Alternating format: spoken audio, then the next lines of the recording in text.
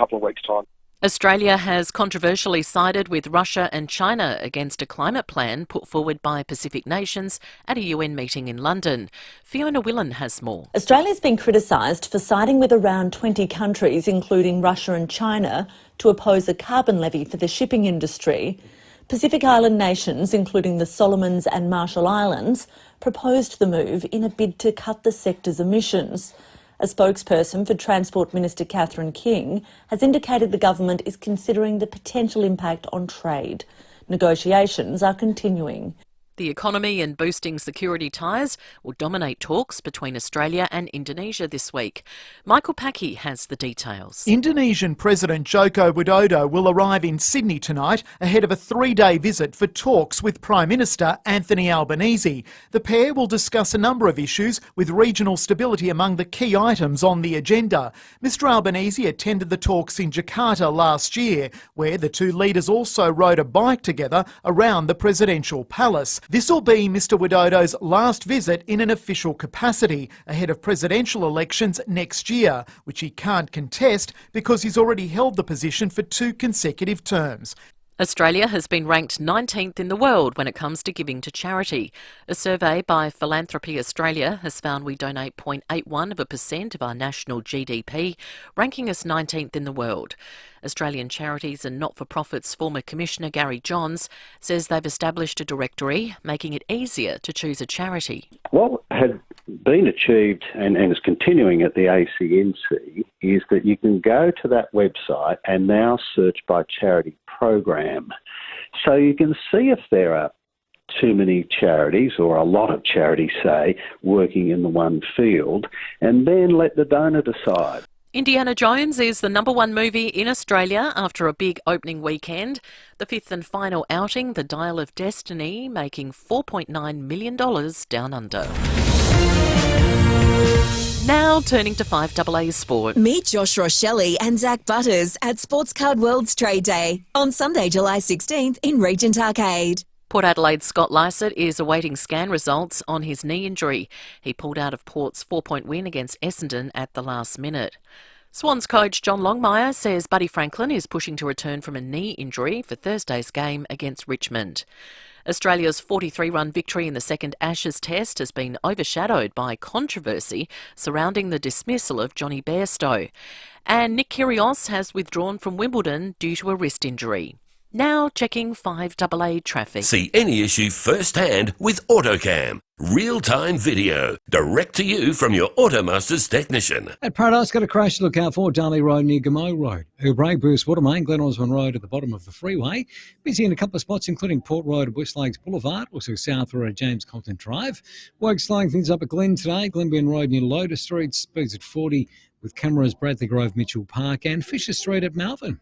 Not all homes are perfect for you. That's why Burbank Homes have floor plan options to suit your lifestyle. And with the guaranteed build times, you'll love building with Burbank. Search Burbank Homes. Adelaide's most accurate traffic on 5AA. Now the 5AA forecast. Get the Toyota Forklift Advantage. Visit toyotamaterialhandling.com.au. Cloudy this afternoon, partly cloudy tomorrow 15, a late shower or two Wednesday 17, showers on Thursday 15. Right now it's 13 degrees. Now let's see what's happening on 9 News tonight. Exclusive. The SA man caught on camera appearing to force a child to vape, but why he might not be charged. The Ashes turn ugly. We're live to Lords. Adelaide's Alex Carey in the eye of the storm. The expert predictions on tomorrow's interest rates decision. And a child safety alert. Why puffer jackets and car seats could be a deadly mix. I'm Brenton Raglas. The full story on 9 News tonight at 6. The 5AA Sports Show. An extraordinary goal! Sam Tugwell and Warren Tredrea. Yeah, welcome along. 6 minutes after 4, filling in for Rowie and Timmy G for the week. They'll be back next Monday. Hopefully you've had a great weekend. Jesus, sport was full on. Sam Tugwell alongside Warren Tredrea.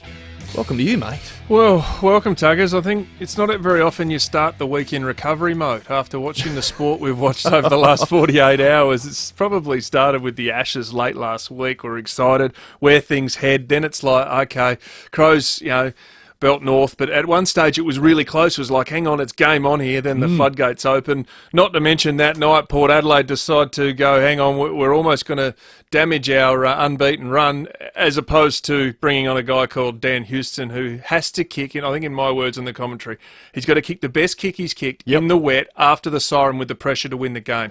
Does it get any harder? No pressure. Yeah. Goal. And even the umpires, we criticised the umpires for not making the tough call. He was in the perfect position. He got swamped by Essendon players. He got cleaned up by Todd Marshall, but the right decision happened. And you got to feel for Essendon supporters because, geez, it was close. And Port Adelaide have done it again. They certainly have. We'll get to that very shortly. We'll get lots of your calls involved in the program, prizes and all sorts of great guests on the show as well. But let's start with the first game of the two on Saturday. The Crows at Adelaide Oval, 30-odd thousand went down in a really nice weather day. And North Melbourne, who put up a fight for the first half, didn't hang on for the second. The Crows really did turn it on. Matthew Nick spoke about the second half dominance.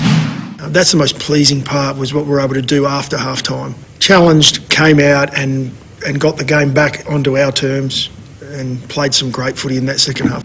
9-3 after half-time, and they won it from there.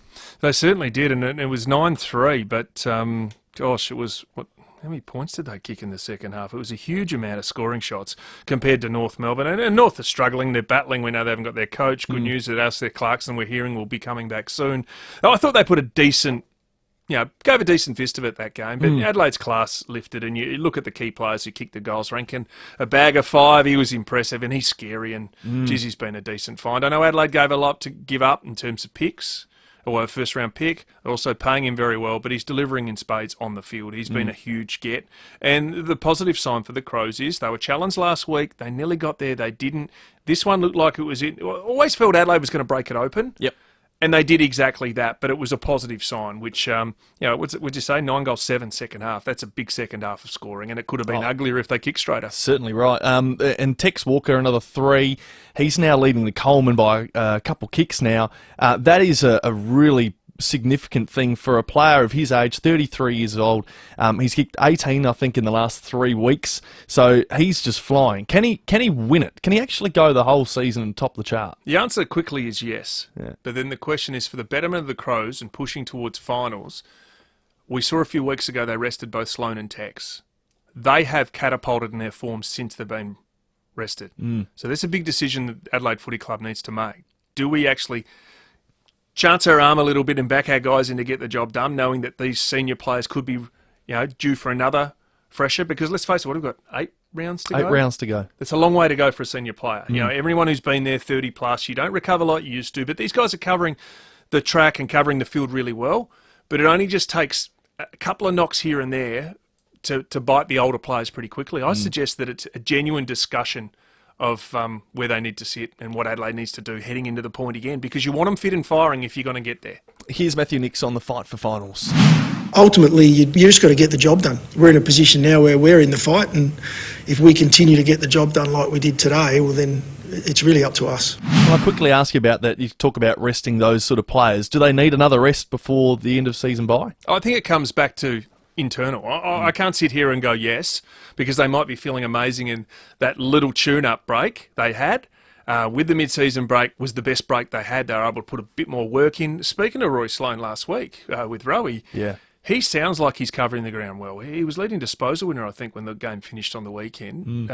Probably the first time. I think he hit 30 touches. Yeah, second time this year. So it's that was a constant. But now we know his game time for 3/4 of the game is 50% game time, and he plays big minutes at the end. That may have changed a little bit more on the weekend. I haven't checked the numbers, but that's going to come back to Adelaide's management. Don't get me wrong. They've been very good. Darren Burgess to Adelaide has been a phenomenal pickup. He's gone very well where he's gone, but you also got to look at their Sandford team. Most blokes are fit and firing in the Sandford. So they've got, doing well. like Port Adelaide, they've got pressure on selection spots, and that's exactly what we want. And you get that off the back of all players, pretty much all players, being available to play every week. Definitely. Well, it's an intriguing situation for the Crows. It's pretty much win for a lot of these big games coming up. They've got to play Essendon next week at Marvel Stadium, which will be a road trip, which has been something they haven't been able to do a whole lot of times successfully this season, get on the road and get the win. So that's the first challenge for them. But Essendon couldn't stand up to Port Adelaide, they almost did, but it took a heroic effort from Dan Houston, as you said off the top. Port Adelaide winners by 4 at the G, so their 12-game win streak just continues to build. They look at 13 this weekend against the Gold Coast Suns. What an incredible kick, though, in the moment it was for Dan Houston and the Port Adelaide Footy Club, and the game they'd had. It was getting tougher and tougher the later into the game it got. They led by 17 points with about 6 minutes to go, and Essendon diminished that and took the lead with about a minute and a half left. Yeah, and I think it landed in the perfect hands. If there was one person you'd want to pick, if it was closer to goal, you'd probably pick a forward. But we've seen with a lot of key forwards, when they get that little bit of distance they need, they run out to the right, and it's not in their natural kicking arc because they practice everything so straight. Dan Houston, it's his natural kicking arc. You know, the pressure on the kick, at the end of the day, the pressure on the kick would not be as much as if it was 20 metres out straight in front. So the expectation was wet ball, can he get there, going to need his best kick, and to do that, he actually delivered what he needed at the time. Absolutely, he did. Let's hear from Dan Houston and the coach, Ken Hinkley. Felt like a bit of a dream last night, but yeah, it's sort of hit reality today that it's actually happened. I wasn't confident that he could kick that, but I knew if anyone could, Dan's a chance. You know what I liked as well? Ken Hinkley, there was a shot of him on the bench about moments after Dan Houston marked it and knew he was going to go back and kick out goal after the siren. Ken's smiling. Now, I don't know if that's just a mixture of nerves and anxiety, knowing that this is the situation in front of him, or it's, if anyone could have the ball right now, I'm glad it's him. Yeah, there's that, and we can't speak for Ken Hinkley, but for me it was like smirking, smiling, we're in this situation again. Yeah. Like, 'cause that repeats itself from the Sydney shot on the siren after the siren. Other games would have been, you look at Port Adelaide's performances, they're 7 and zip for games 14 points or less, 6 and zip for 10 or less. You know, crazy. Those games are in the balance. So, if anything, that's probably the best form of heart medication anyone could have if you're a senior coach, because you're actually training your body to deal with the stress. If it happens once off, you'd be like, oh no, what's going to happen here? Port Adelaide, it's happened most weeks. So there's been problems in the past for Port about beating top 8 teams and winning close games, but now they're doing it. Now you see the difference where they are on the ladder. They are miles away from the rest of the competition now, and it's only fitting they're sitting with Collingwood at the top, because they're putting up Collingwood-esque numbers at the moment in terms of winning those games that look like they could be on a knife's edge. Collingwood just keep finding a way to win them, and so do Port Adelaide now. Yeah, and if anything, it's almost like Port's following Collingwood's trends about 5 or 6 weeks later, because Collingwood belting people, then they're like, come from Adelaide, beat Adelaide, coming twice from behind.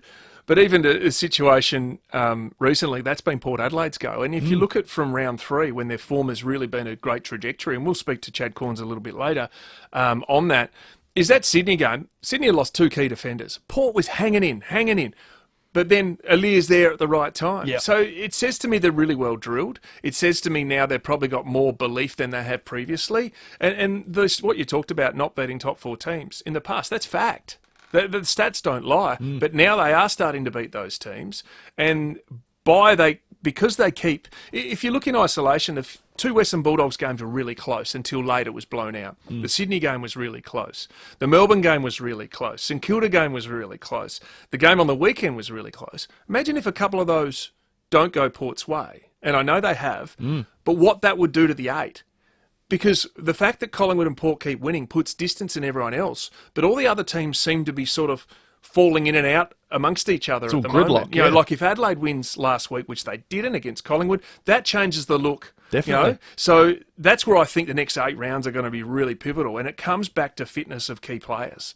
If you can stay fit and you need to manage them and be smarter, I think that's a byproduct. And particularly when Dante Visitini was playing his debut, his parents had to be called to get there, because normally on debut, the clubs give you the lunch, you go into the see him present the jersey. Yep, the whole shebang. Guernsey. There was none of that, because his parents were at home.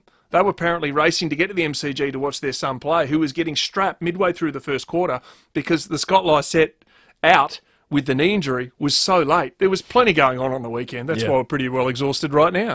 Have your say, 8223 0000. Your takeaways from the footy on the weekend. Port Adelaide Crow supporters, $50 Powers voucher up for grabs in the show today. The other thing you might want to be wanting to discuss, and I reckon most of the emotion of our listeners today will be on this. If you stayed up till 1 a.m, like I think most of South Australia and our country did, watching the Ashes Day 5 play out. It was drama. It was incredible television to watch. It was so much controversy, or at least the English think there's controversy.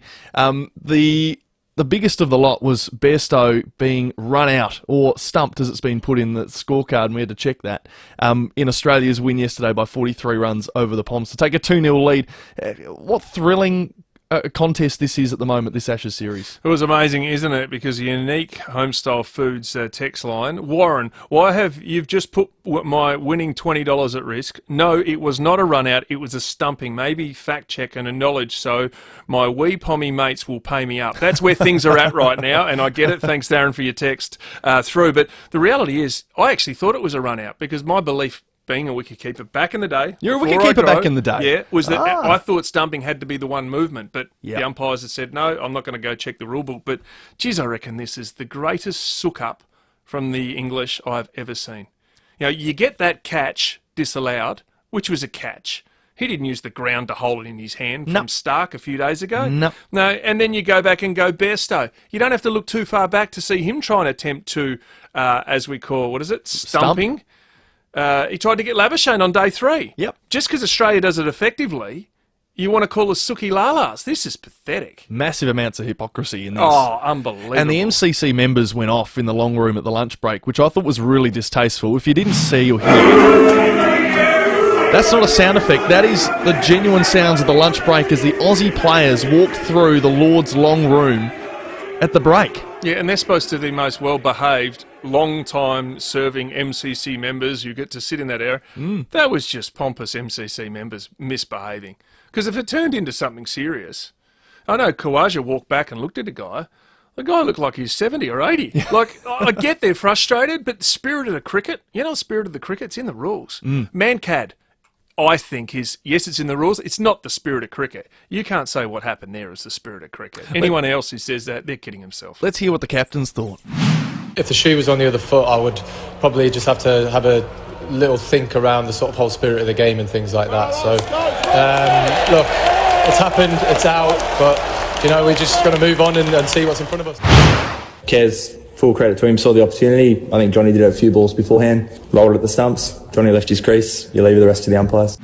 Fair game, says Paddy Cummins. And interesting too, I have been searching, and there is a digital footprint of video and audio everywhere in this world right now. Yep. Brendan McCullum, Bazball, the coach of English cricket, tried it playing for New Zealand many years back. He did. So there they go. The hypocrisy is even bigger than we ever thought. 8223 00 00. I'd love to take your calls on that very shortly. On the program, we're going to chat a bit more with that.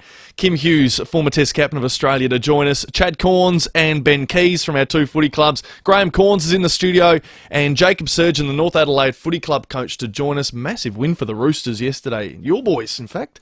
Yeah, I can't claim Prospect. that one. You can't claim that? No, All right. No, but it was a good performance because the Crows Sanford team has been belting teams. They have. And for North, who's had a lot of injuries, getting a few back, that looked a little bit like last year's form as opposed to this year's form. Massive first quarter helped them indeed. And lots of time for your calls. Plus, we have an opportunity for you to get back into the Port Adelaide locker room because it's been a few weeks without giving away this prize. Today, we're going to do it differently because Timmy's not here to do his 7x7 quiz. So we're going to do a cue to call. All you have to do is listen out for this during the show. Port Adelaide have done it again! Port Adelaide have done it again. If you hear that, get on the line, 8223 00 55. Later on in the show, we will play that cue to call to head along to the Port locker room. It's 20 after 4. Take your calls very shortly, 8223 00 00.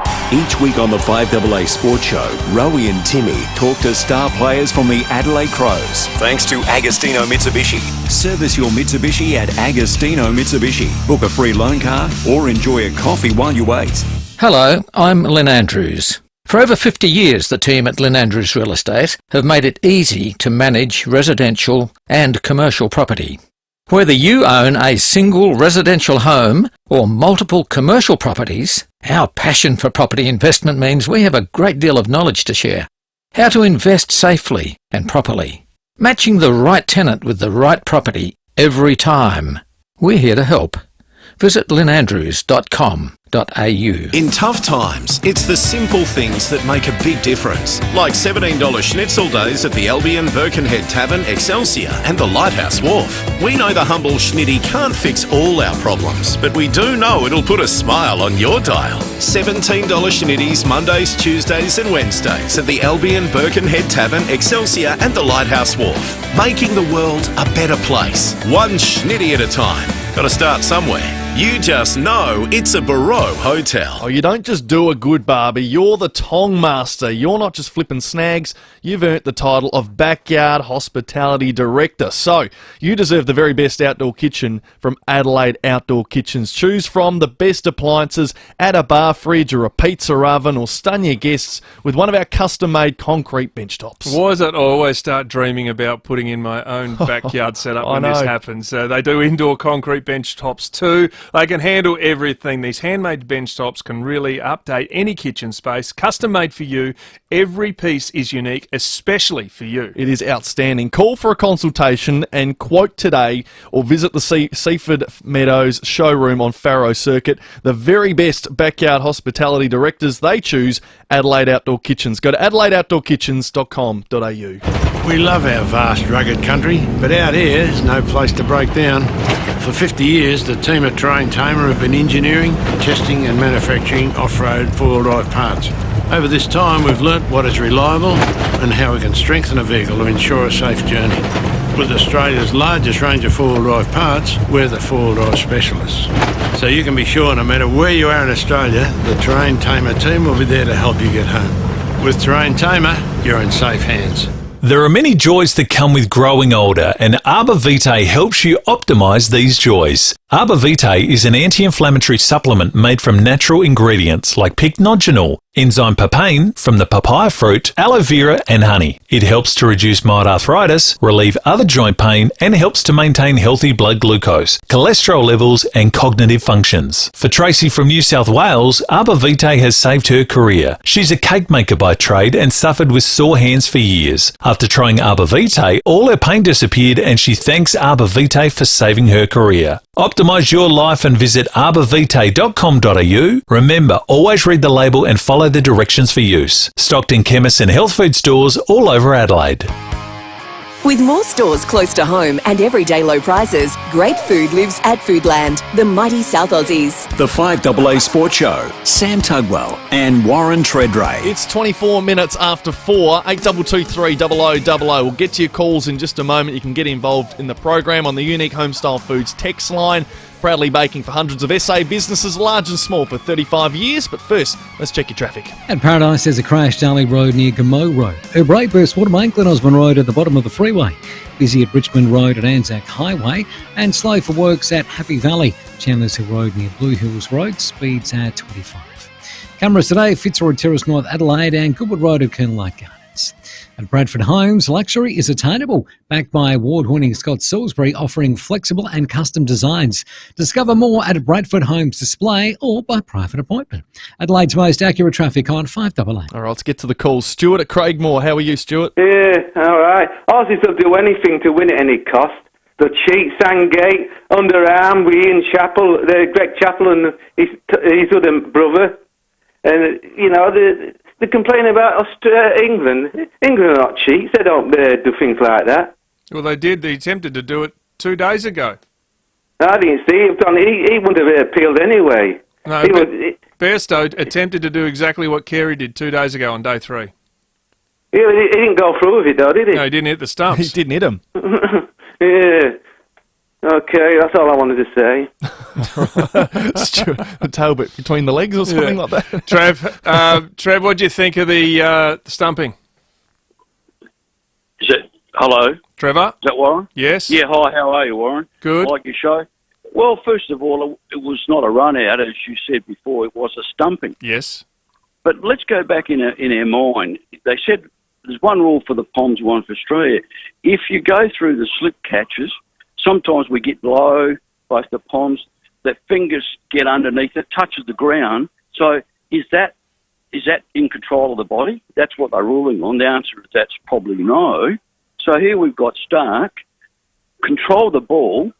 Does he fall flat in his face, or does he control the ball like 2 feet off the ground. The other blokes on the slips touch the ground. So all he's done is put his hand out, and the dopey bloke doesn't know the rules. Roly-poly walks outside his crease. The ball stood in play, clearly out. So what as you say, what's his name? Bairstow tried it, didn't hit the stumps. Well, bad luck. So clearly he's out. Yeah, I must Clearly, admit the start catch is the one that really, that confused me, because it's not like he was bumbling it and then used the ball to hold it in his hand. I guess the only way you can make certain of it next time is somehow roll your body so you're not putting the ball, even though you're holding the ball and they caught the ball first hand, not putting it on the grass. I thought, geez, the inconsistencies on reviews, third umpire reviews in AFL and cricket with the technology, and cricket has a lot better technology than the AFL, it's still got a lot to be desired. Did you hear Glenn McGrath on the BBC during this call? You should have a listen to this. I'm sorry, that is the biggest load of rubbish I've ever seen. He has got that ball under control. That ball is under control. That is, I'm sorry, I've seen everything this game has to offer. If that is not out, then every other catch that's ever been taken should not be out. That is a disgrace. He's a disgrace. Well, there's some interesting text coming through on the unique Homestyle Foods text line. Goody two shoes. Ben Stokes talking as if it was the spirit of the game. I wonder what he thought about. Well, probably I can't repeat that bit. It was an assault many years ago that he was involved in. It's only 5 weeks ago that the AFL fans are up and arms booing Jason Horne-Francis. The boys at Lord's on the long room have certainly got a crescendo there. Well, people are just pretty well annoyed at the English. It's fair to say it's an Aussie pylon right now in the FIVEAA Drive Sports Show. Why not? Hey, we won, so we can take it. It's 2-0. Also, just a squad update for Australia. Nathan Lyon in the last hour has been ruled out for the rest of the Ashes series. I reckon he would be. Yeah, I think it was expected. But that rule needs to change too. We talk about a rule. Like it's not, that rule only applies. He can get a runner when he gets a head-high hit or a concussion. This is the bit that I struggle with, because you sit there and go, he's pinged a calf in the game.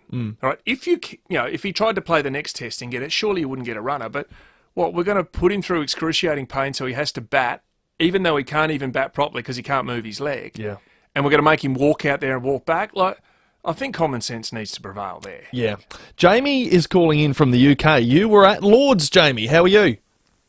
Yeah, I'm going well, mate. I tell you what, it is the world's, Tredders, you got it, the world's greatest sook-up going on over here I've ever seen in my life, mate. Did you have a smirk on your face, though? Yeah, just a little one. I kept quiet. I was in the members, and I was one of only about 3 Aussies there. Not that it's that dangerous in the members at Lord's. I was probably in danger of getting a Pims and lemonade thrown at me. But, all they've talked about here in all the shows, and they've got shows like you guys, that's all they're talking about. Nothing else happened. They forgot about the fact we lost Nate Lyon for the whole test. They forgot about their decision on day 4. Now, if Duckett goes out on day 4 in the afternoon, they would have been lucky to see out that day. Right? They would have been exposed to Stark and Cummins with the new ball. It's just a joke. Yeah, they haven't highlighted the fact that they've doctored the pitches either, albeit within the rules, to play effectively to get concrete batting wickets. That's what it looks like. It's not much in it for the bowlers. And England started out with bowling bumpers, 2 and over. Yeah. As many as they could. So do you think, Jamie, if Jamie is still there, do you think that this has all been beat off the back of, hey, let's cover up the fact we're 2-zip down on the Ashes, as opposed to the incident in itself? 100%. They had every chance to win that test. As I said, we had one of the best bowlers in the world out for the whole game. They had every opportunity, and they blew it. And that, as far as they're concerned over here, it's the only reason they lost. Now, the fact is, that turned the game in their favour. Stokes switched on after that and started hitting them out of the park. But that actually worked in their favour. They just couldn't pull it off in the end.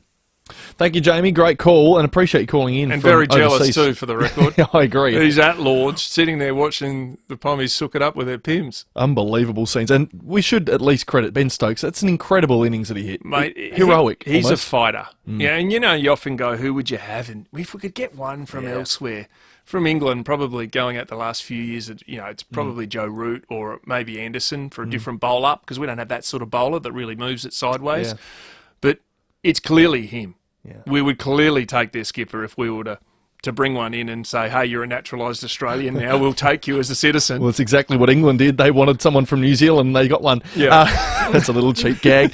29 minutes to 5. We'll get to Kim Hughes with more cricket chat after the break.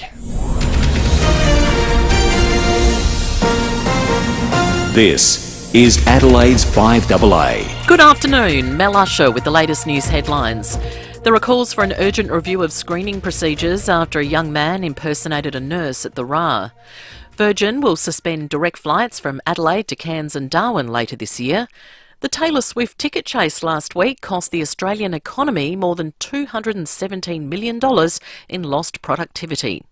And in sport, Nathan Lyon has been officially ruled out of the rest of the Ashes series due to a significant calf tear. Now checking 5AA traffic. See any issue firsthand with AutoCam. Real-time video, direct to you from your Automasters technician. At Paradise, there's a crash Darley Road near Gamow Road. O'Bray Burst Watermain, Glen Osmond Road at the bottom of the freeway. Busy at the moment, Richmond Road at Anzac Highway. Also sluggish South Road at Edwardstown. Look out for works at the moment at Happy Valley. Chandler's Hill Road near Blue Hills Road, speeds at 25. Cameras at Gorge Road, Athelston, and Lefevre Terrace at North Adelaide. Flight Centre's cruise experts will navigate you through the choppy waters of holiday planning, leaving you with nothing but smooth sailing. Call the Flight Centre cruise expert on 13 70 79. Adelaide's most accurate traffic on 5AA. The 5AA forecast, cloudy tonight down to 7, partly cloudy tomorrow 15. Right now it's 12 degrees. We'll have more news at 5 and as it happens on 5AA. It's time to sail away with Princess Cruises and Phil Hoffman Travel. Princess Cruises early bird sale is on now with up to 40% off selected 2024 season sailings. Whether you're a European explorer, Aussie adventurer or Thailand traveller, there's a cruise on offer for you with amazing early savings. Plus, cruise the latest and newest ship, Sun Princess, on her maiden Mediterranean season. T's and C's apply. Contact Phil Hoffman Travel today or visit pht.com.au. As we all know, SA is going through a housing crisis right now, but McGain Real Estate really want to help. If you're a landlord looking to sell your property, but you're feeling a bit guilty about disrupting an awesome tenant, McGain have landlords ready to purchase your property and keep that tenant in place. The team at McGain have hundreds of landlords ready to buy investment properties, so there's no need to stress about asking the tenant to move out or waiting for the lease to end. Visit McGain.com.au. The District is Adelaide's best sports bar. Horse racing, the footy, UFC, soccer, NBA, State of Origin and more. All on our 20-metre video wall. And check for daily food deals Thursday to Sunday. The District, Level 1 Sky City. There's only one sign on Doothie Street only you must see. It's the Kirkbright Seafood sign, and it changes daily from fresh crays to Atlantic salmon to King George whiting, garfish, SA King prawns, all the time. Something different up there. It's all sustainably fished and processed on site at Kirkbright Seafood, not some far away factory. Well, it's a good sign that you're getting the best you can get, and it's so close to the city. We've been out to Kirkbright Seafood and met Reece and the team. Geez, they love what they do, and they can tell you by the way they talk about their seafood. They're so passionate. Well, I love They've it. got all the information, and this is making me hungry just reading this. It's unbelievable. Talk about the clean freaks. This place is immaculate. You could eat off the floor, but as Reece would probably say, not don't to do do that, that. no. Might scare off a few customers if you're sitting there gnawing on a piece of Atlantic salmon sitting on the tiles. But seriously, you got to check it out. It's what's on the sign today at Kirkbright Seafood, Doothie Street only, kirkbrightseafood.com.au.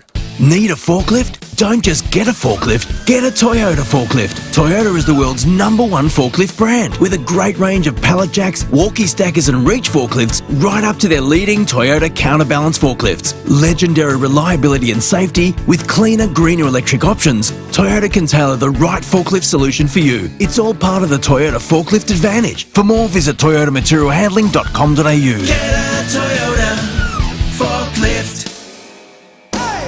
With more stores close to home and everyday low prices, great food lives at Foodland, the mighty South Aussies. The 5AA Sports Show, Sam Tugwell and Warren Tredrea. Done him this time. Finally got one at the stumps. There might have been an outside edge on it, but it doesn't matter. The contest is done now. Australia win.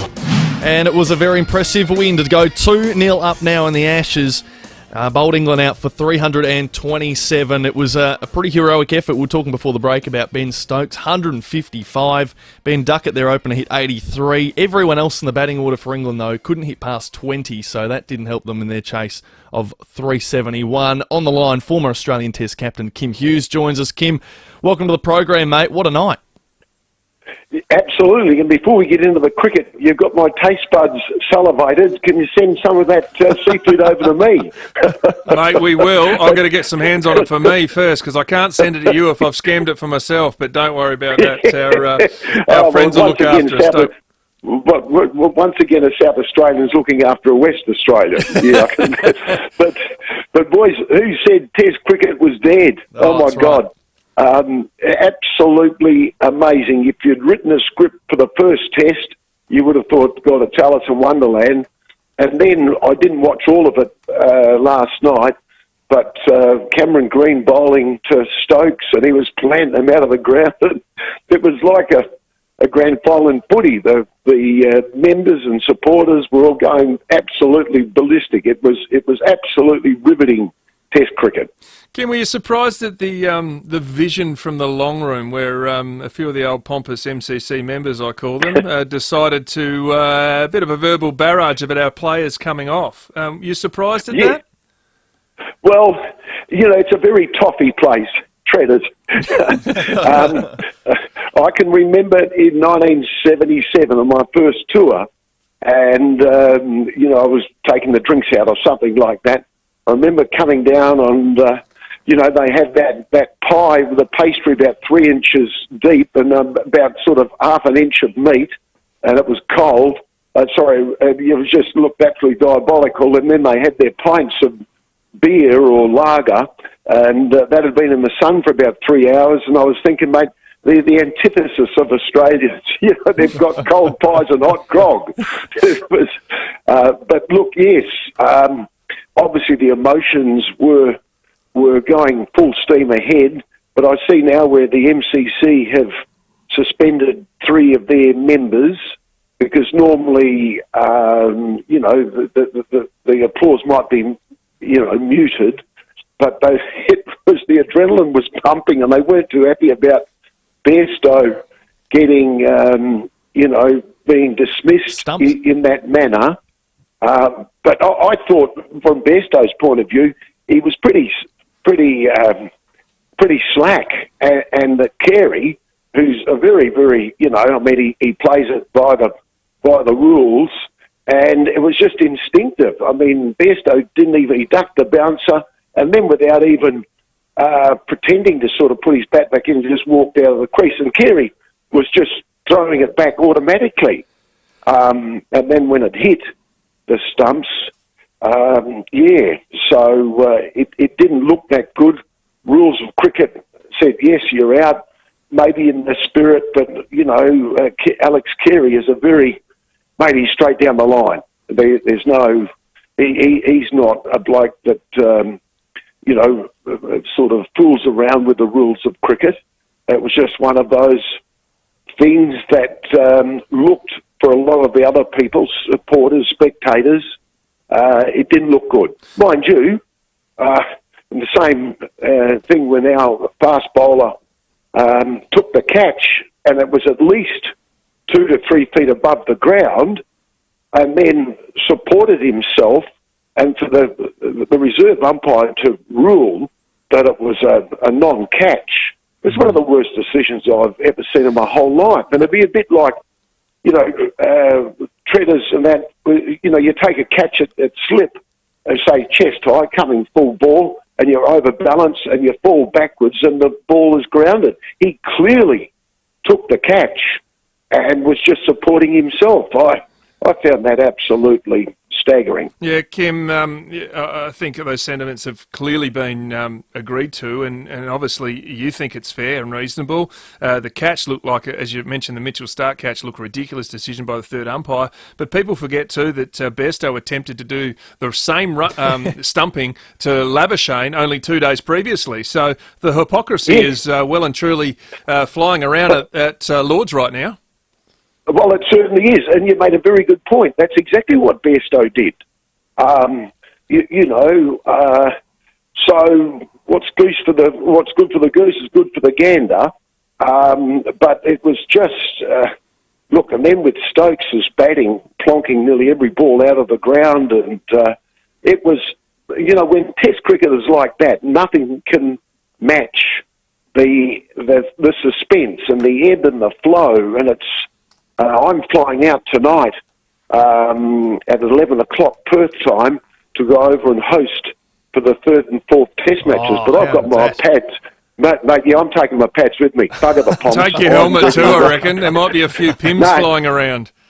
No, mate, no helmet. Just say, if you're good enough, hit it, but I'll hit you out of the ballpark. Well, we now know where your allegiances lie. Anyway, heading over there to to England for the third Test. But what it does do is it adds an intriguing extra element to what is already a, I suppose, at each other's neck rivalry between Australia and England, and it writes another chapter. Well, it certainly does. And this thing, Bazball, Brendan McCullum has done an amazing job, together with Stokes as a very positive captain, to really not revolutionise, but bring a different sort of outlook in playing Test cricket. And I think in professional, particularly men's professional sport, where you're paid a lot of money, there's a lot of fluff, a lot of BS, if you like. Basically, it's a pretty simple game. Those that play it well. Bowlers bowl top of off stump. Batsmen, watch it, hit it, and be positive.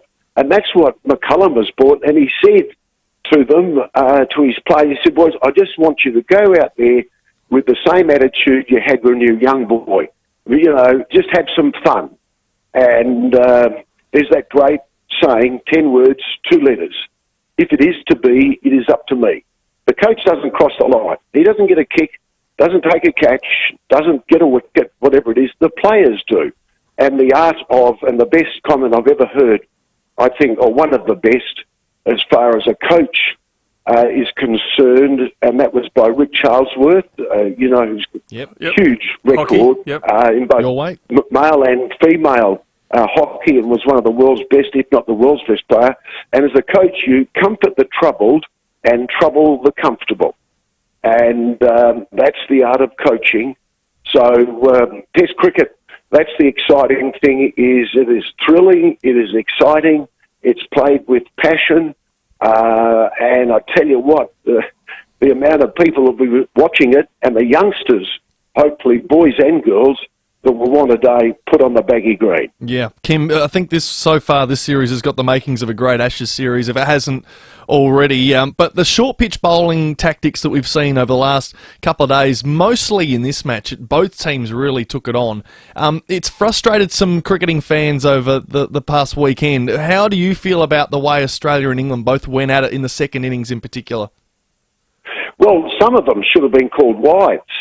It was just excessive, and they got well, I think at one stage Australia had everybody on the boundary. Yep. Mind you, they're not facing the West Indies. And big Golly Robinson, or whatever it is, he bowls about my mother's pace, and she's no longer with us. Mate, he's 6'5" or 6" and bowls less than 130 kilometres. You wouldn't lose any sleep over that. And then sledged a bloke that had just got 100 and then an 80-odd. So, you look at it and you think, God, everybody's on the boundary, but just every ball, it was sort of, the crowd was hushed, and then when Stokes, got it away or kept it on the ground or pushed it for a single, Broad came onto strike, and then he was playing cat and mouse with Labuschagne because he wasn't leaving his crease and put it. Honestly, it was just absolutely some of the best, best theatre I've seen in my whole life. Would you make any changes for the third test? Obviously, Nathan Lyon comes out. Would you play Todd Murphy as a spinner, or do you just go with an extra bowler? And Scott Boland misses out in the second test. Does he come back in? What would you do if you were chairman of selectors? Well, a bit depends on the type of wicket they're going to look at. Headingley, and from my experience at Headingley, there's always a lot in it. It's usually overcast conditions, and from what I've seen, it's a good wicket to seam on, and I'd be tempted to play Boland Cameron Green has been disappointing. He's got a couple of starts in the first Test match, got a gozzer in the first innings of this last Test match, and really hasn't gone on with it, and he got slaughtered yesterday with his constant short pitch bowling, whereas at least Cummins and them mixed it up a little bit. But I'd be, tempted to play Boland, because Boland, there's a bit of a myth, guys, about swing bowling in England. I mean, Terry Alderman in 85 and 89 got 40 wickets plus, the only Australian ever to do that. And he didn't swing them, he seamed them. The Duke ball is a pronounced seam, and I would sort of back Boland to come in, because certainly, maybe not this Test match, but the one after, people like Cummins and Stark and even Hazelwood, they're going to get tired, because I think the next game at Headingley starts on Thursday. So it's not as if they've got a week and a half off. And Boland's one of those blokes, I just get the feeling he doesn't need a lot of match conditioning for him to run out there and bowl top of off stump and just nip it here and nip it there. Well, we appreciate your time, Kim. Enjoy your time over in the UK, mate, because that is something I think everyone would love to do, is hop on the plane with you over there. Hosting a group would be really stressful. I feel sorry for you. No, it couldn't possibly be. Enjoy your time, Kim. Okay, boys, great to be with you. Any time to help everybody in South Australia. Oh, we love your You're work. a good man. He's a very good man. Kim Hughes joining us on the program. Let's quickly check your traffic. Chad Corns to join us next. At Paradise, look out for a crash, Darley Road near Gamo Road. Herbrae burst water main, Glen Osmond Road at the bottom of the freeway. Busy Richmond Road at Anzac Highway. Also quite busy South Road at Edwardstown at the moment. We are slow for works at Glenburn Road near Lotus Street. Speeds at 40 with the lane closed. With Cameras Gorge Road, Athelston, and FIVEAA Terrace at North Adelaide. It's DIY July, and Bunnings can help you get it done for less. Head in store or check out the Bunnings website for project inspiration and advice this DIY July. Adelaide's most accurate traffic on 5AA. SA footy legend Graham Corns joins the 5AA Sports Show. Monday arvos from 5. Thanks to BL Shipway, a South Australian institution looking after SA's hydraulic and pneumatic needs for over 70 years. At Terrain Tamer, we've tried to take all the hard work out of four-wheel driving, so you can be an expert as well as an enthusiast. Our parts interpreters talk fluent four-wheel drive because we're talking with 50 years' experience. We've got all the four-wheel drive parts you'll ever need, so you can toss them in the back for cheap insurance. When you're miles from the closest mechanic, you'll appreciate that advice. Terrain Tamer, we talk fluent four-wheel drive. What's the best thing about winter?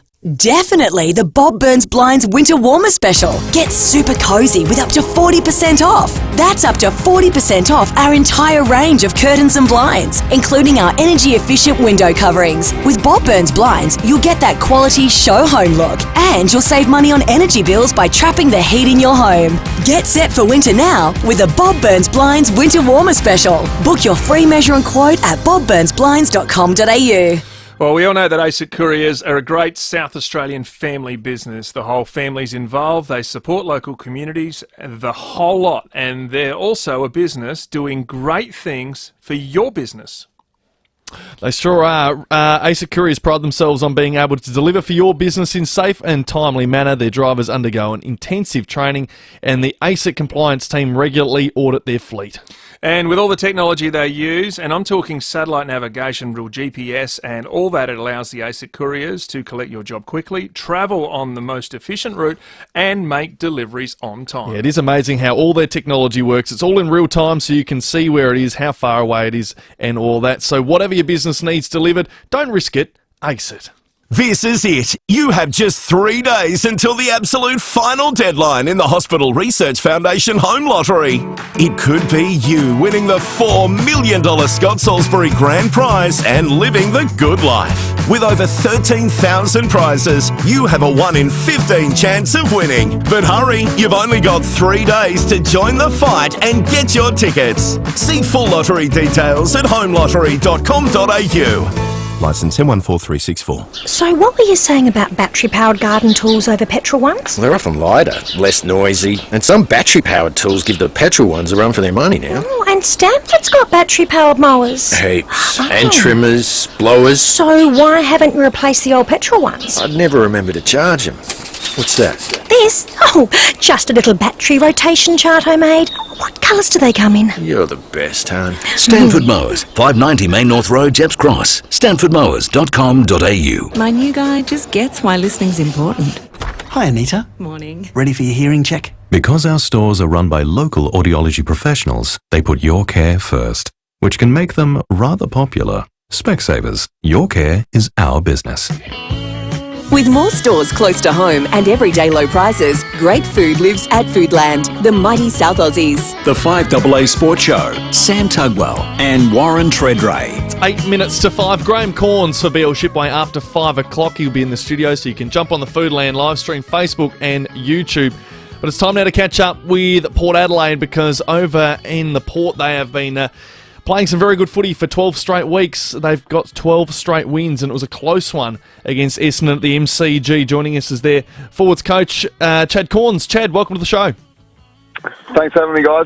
Very good to have you on, mate, and always good on the back of a win as great as it was on Saturday night. Yeah, it was a great finish. Wouldn't say it was one of our best games, but I think the only memory from that game, down the track will be the finish and what a finish it was. Some really, really great things, both on the ground and then back in the room with the boys. They did enjoy that one. Well, they're the wins you enjoy, isn't it, Chad? But now you've won 6 by under 10 points, 7 by under 14 points. What is it within this group that they still believe, even though sometimes it might be slipping away?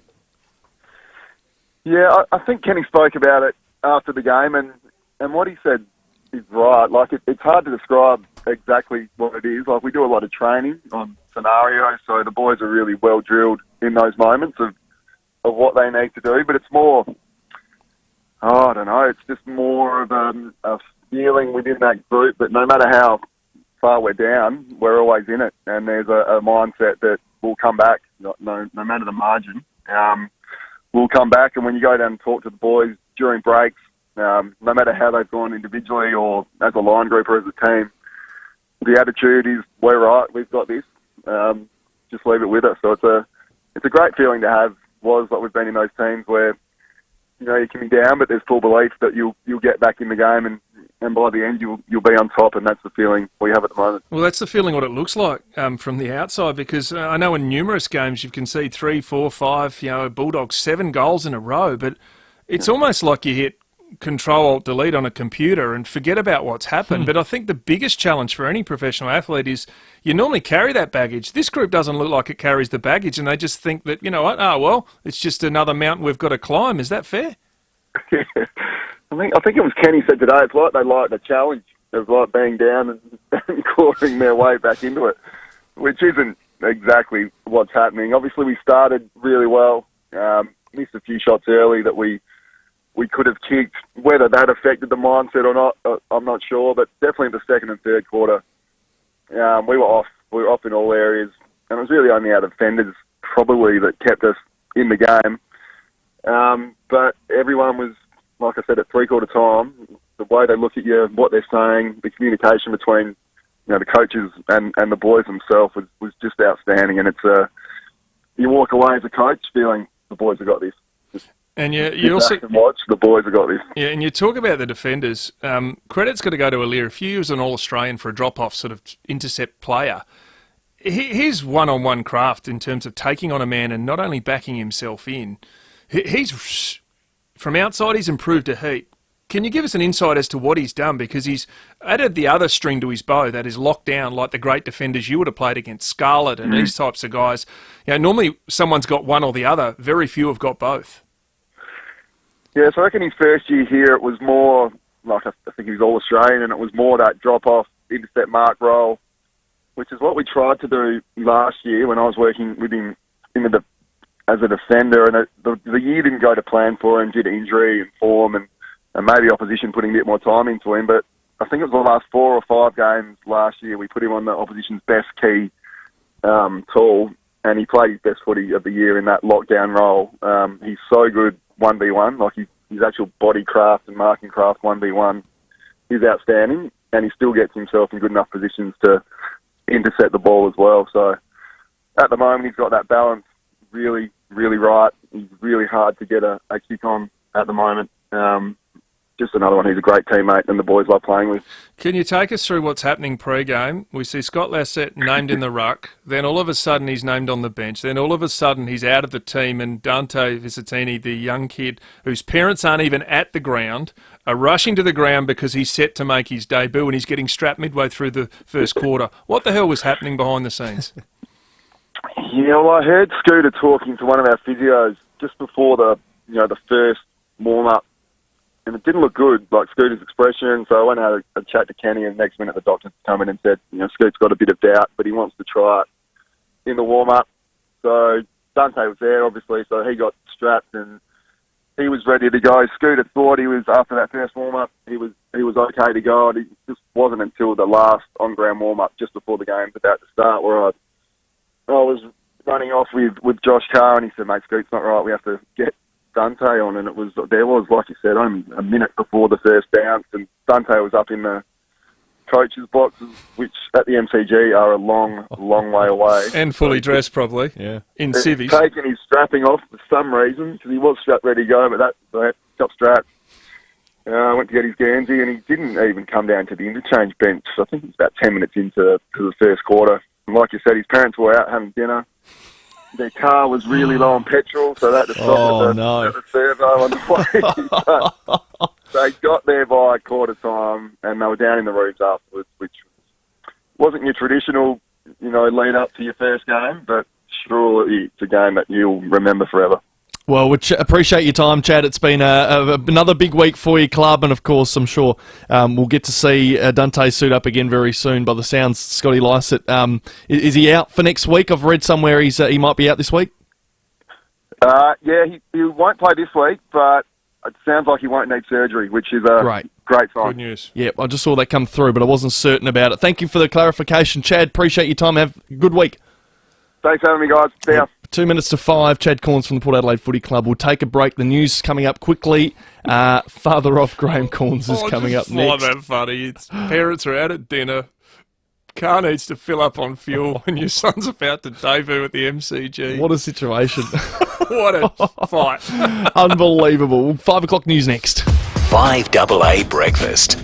The category was Bette Midler movies, and Beaches won out. In large part, people wanted to see if they could crack Lucy. I think, can they just drag a tear out of her dry eyes? Luce, good morning to you. Well, what do you reckon? Do you think I cried or not? No. I don't think you did. You guys think I have a black soul? I did, actually. I did cry. Oh.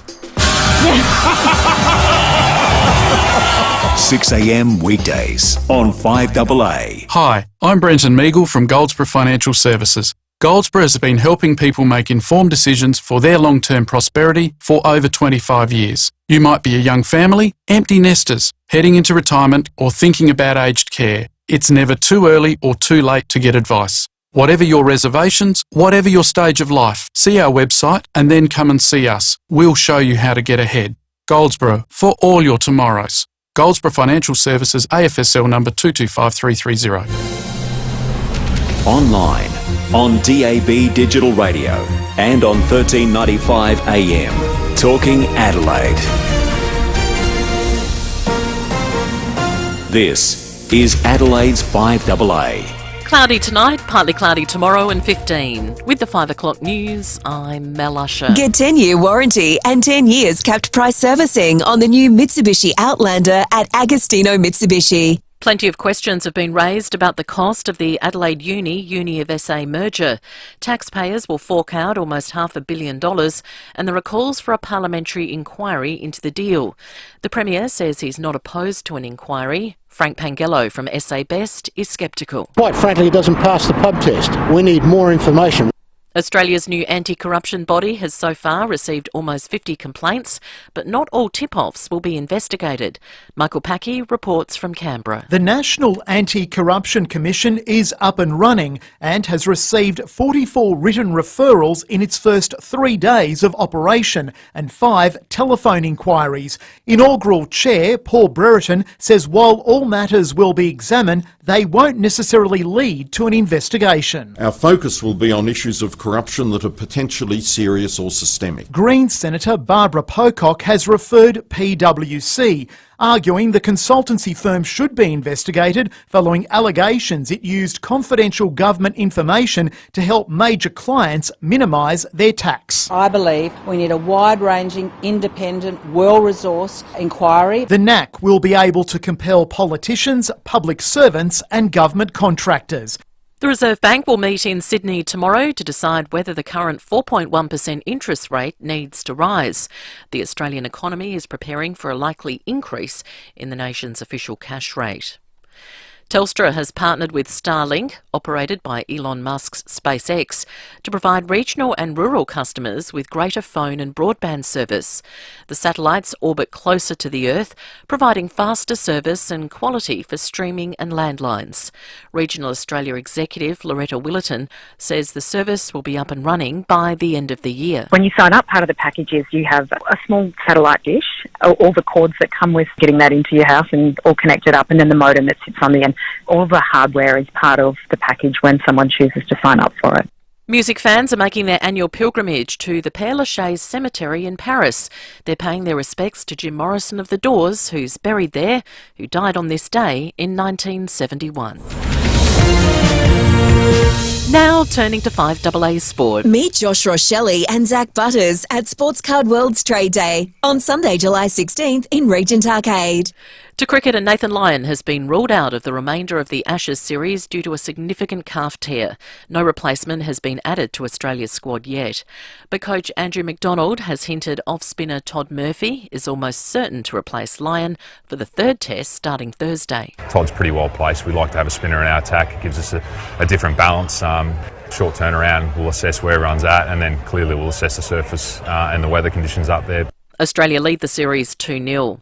Well, Australia's 23-player squad for the FIFA Women's World Cup has been announced. Sam Kerr will captain Australia in her 4th World Cup. Everyone keeps saying, "Are you excited?" I'm like, I'm ready. Like, I want the game to be now. I can't wait till, we walk out of that tunnel at Stadium Australia, and it's going to be such a big moment. Novak Djokovic, Iga Swiatek, Venus Williams and Coco Gauff will be in day 1 action at Wimbledon.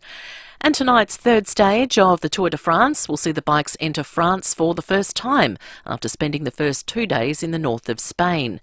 British rider Adam Yates will be wearing the yellow leader's jersey.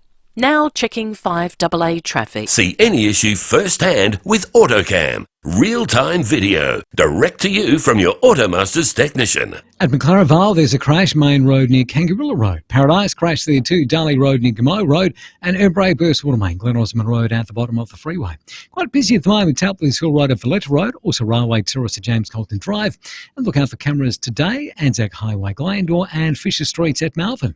Receive the free bowel screening test kit. Don't put it off. If you're aged between 50 and 74, tap to get to the bathroom and get to it. It's the free test that could save your life. Adelaide's most accurate traffic on 5AA. Now the 5AA weather. Get the Toyota Forklift Advantage. Visit toyotamaterialhandling.com.au. Cloudy tonight down to 7, partly cloudy tomorrow 15, a late shower or two Wednesday 17, showers on Thursday 15. Right now it's 12 degrees. Now let's hear what's happening on 9 News tonight. Exclusive. The SA man caught on camera appearing to force a child to vape, but why he might not be charged. The Ashes turn ugly. We're live to Lords. Adelaide's Alex Carey in the eye of the storm. The expert predictions on tomorrow's interest rates decision. And a child safety alert. Why puffer jackets and car seats could be a deadly mix.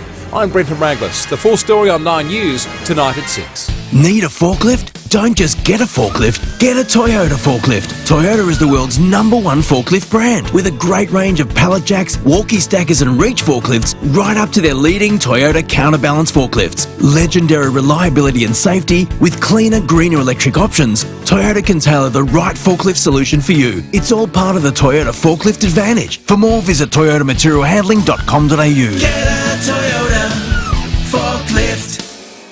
Some of the best steel in the world comes from us here in Australia. And because basic trailers are made from Australian steel, I guess it makes them some of the best in the world. It's a big claim, but we're happy to stand by it. Basic trailers are made here in SA, wholly and solely with Australian steel.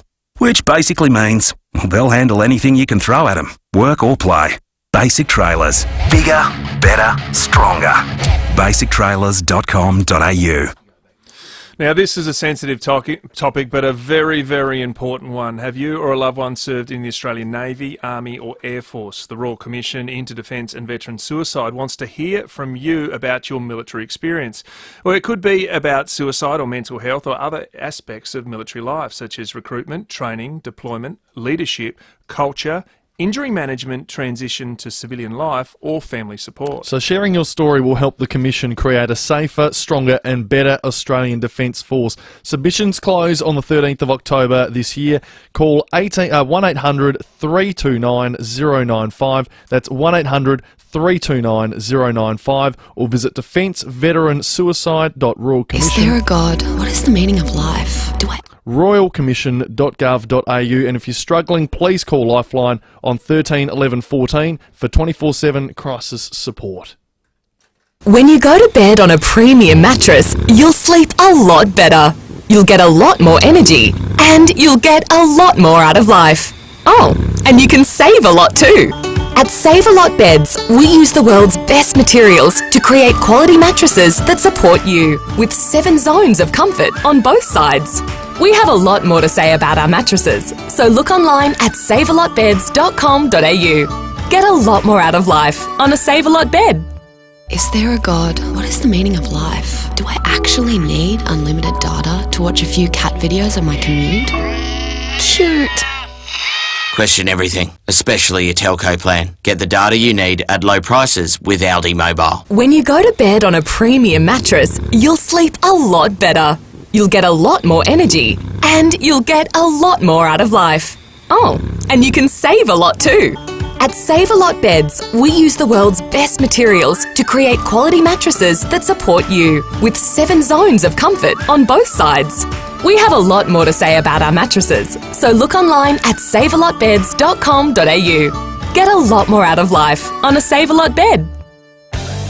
With more stores close to home and everyday low prices, great food lives at Foodland, the mighty South Aussies. The 5AA Sports Show, Sam Tugwell and Warren Tredrea. 8 minutes after 5, coming up shortly this hour, Ben Keys from the Adelaide Footy Club, Jacob Surgeon, the Roosters coach, and we still have a cue to call for you to listen out to get your way to Port Adelaide in the locker room this weekend. Just listen out for this. Port Adelaide have done it again! That, when you hear it, 8223 0055. Not now. Keep waiting. We'll have that cue to call very shortly for the Port Locker Room tickets. Hop on the Foodland Supermarkets live stream because it's time for Graham Corns. All thanks to BL Shipway, a South Australian institution looking after SA's hydraulic and pneumatic needs for over 70 years. Corns has kicked a goal. A very valuable effort. Graham Studley Corns. Studley. That's it.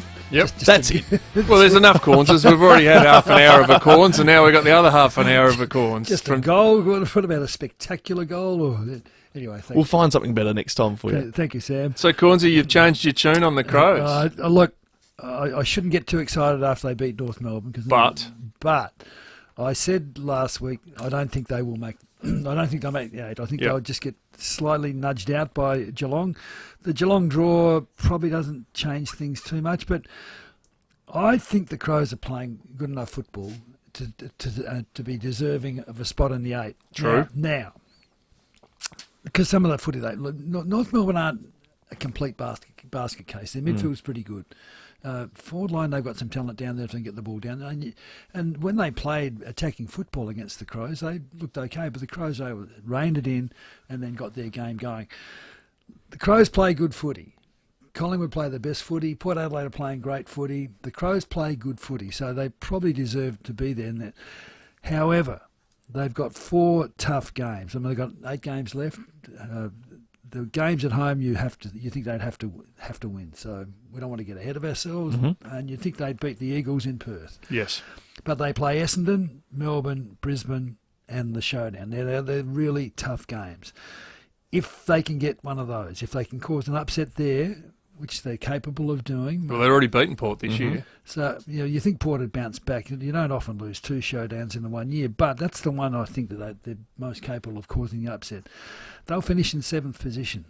So, well, their percentage is superior than the others. Like, you look at the Bulldogs in 6th, they're on 105%, Adelaide 119, Essendon, who are in the 8, they're 8th, 106, and then Geelong's 113. So they've still got 6%, and I think that may actually help your point of then falling in. And unless something drastic happens in the game against the Eagles in Perth, they should actually build percentage there. But you just never know.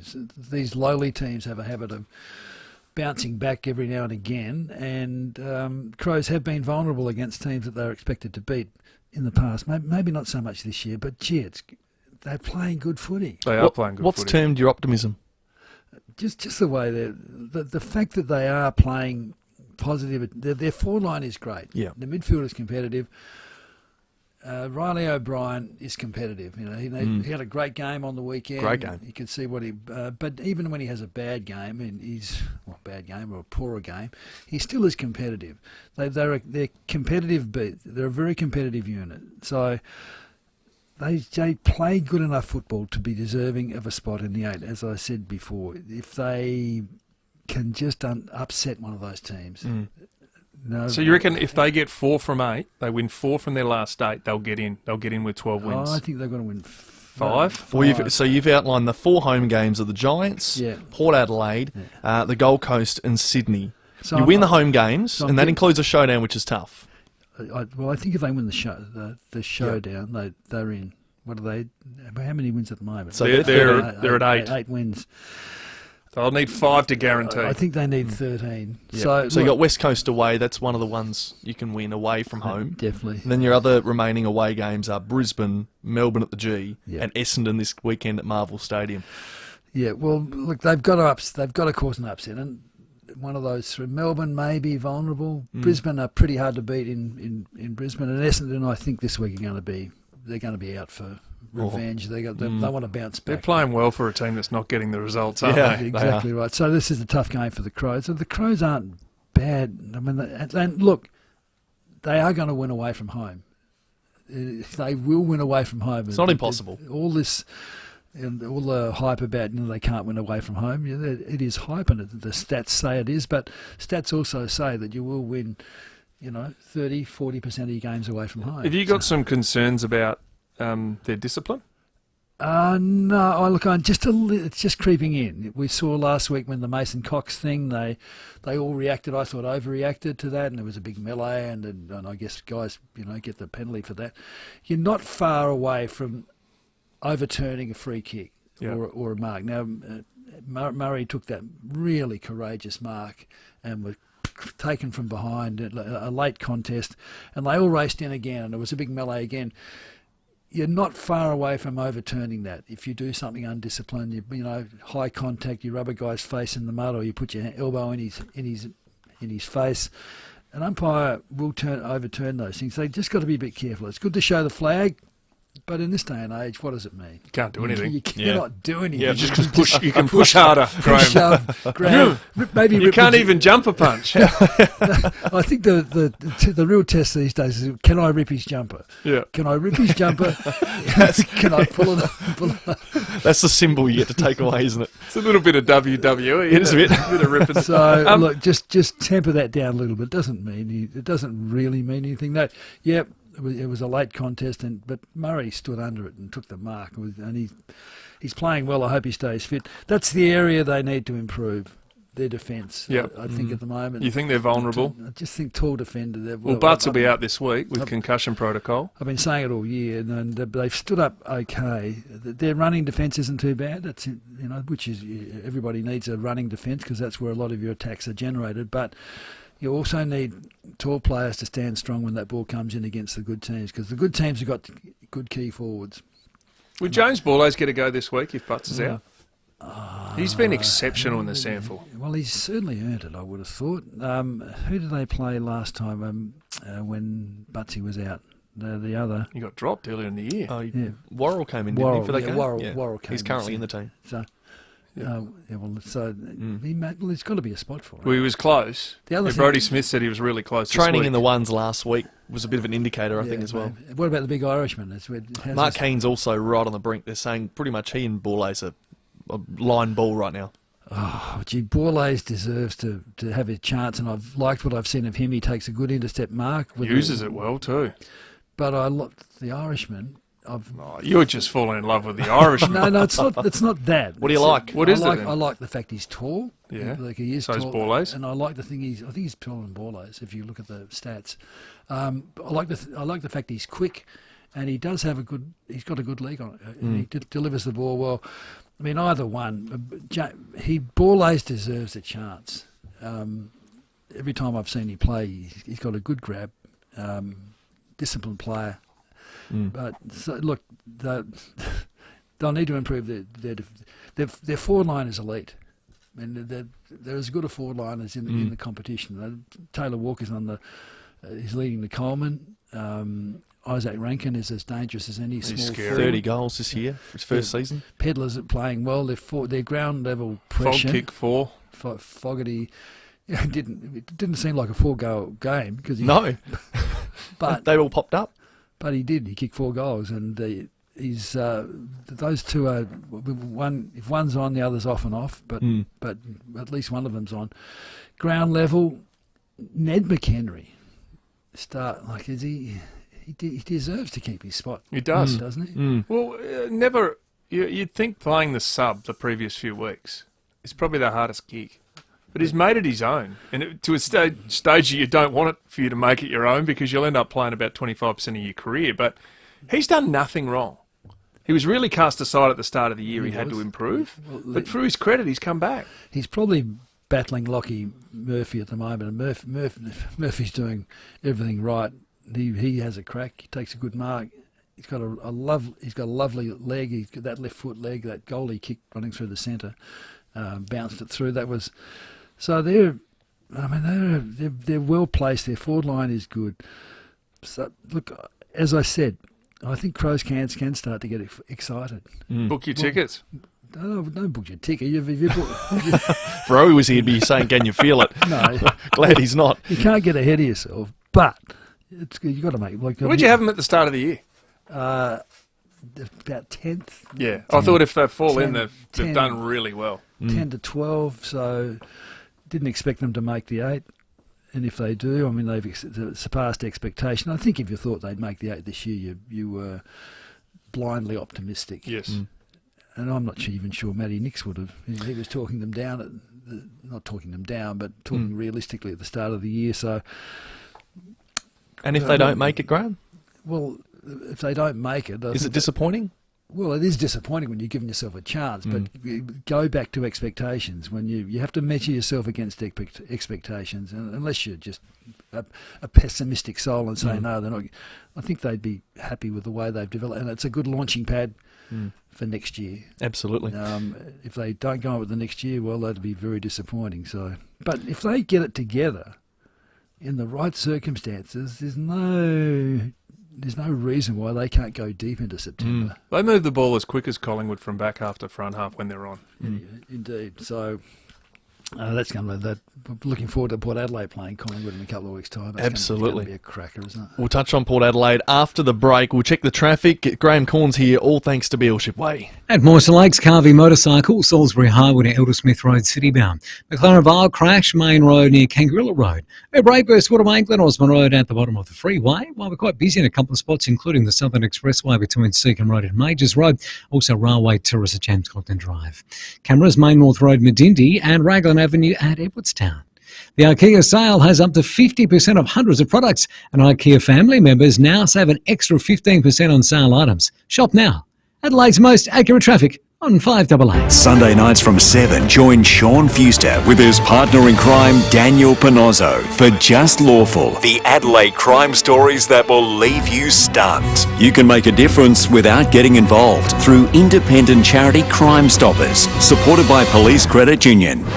Time to find out what's making news in the Channel 7 newsroom as we welcome Rosanna Mangiarelli to the show. And Rosanna, very fiery finish to the second test in England. Oh, it sure was, Sam. The Aussies, of course, claimed the win, but they faced the full fury of English fans amid claims of cheating, clashes in the stands. We have the push and shove inside Lords as players come under attack.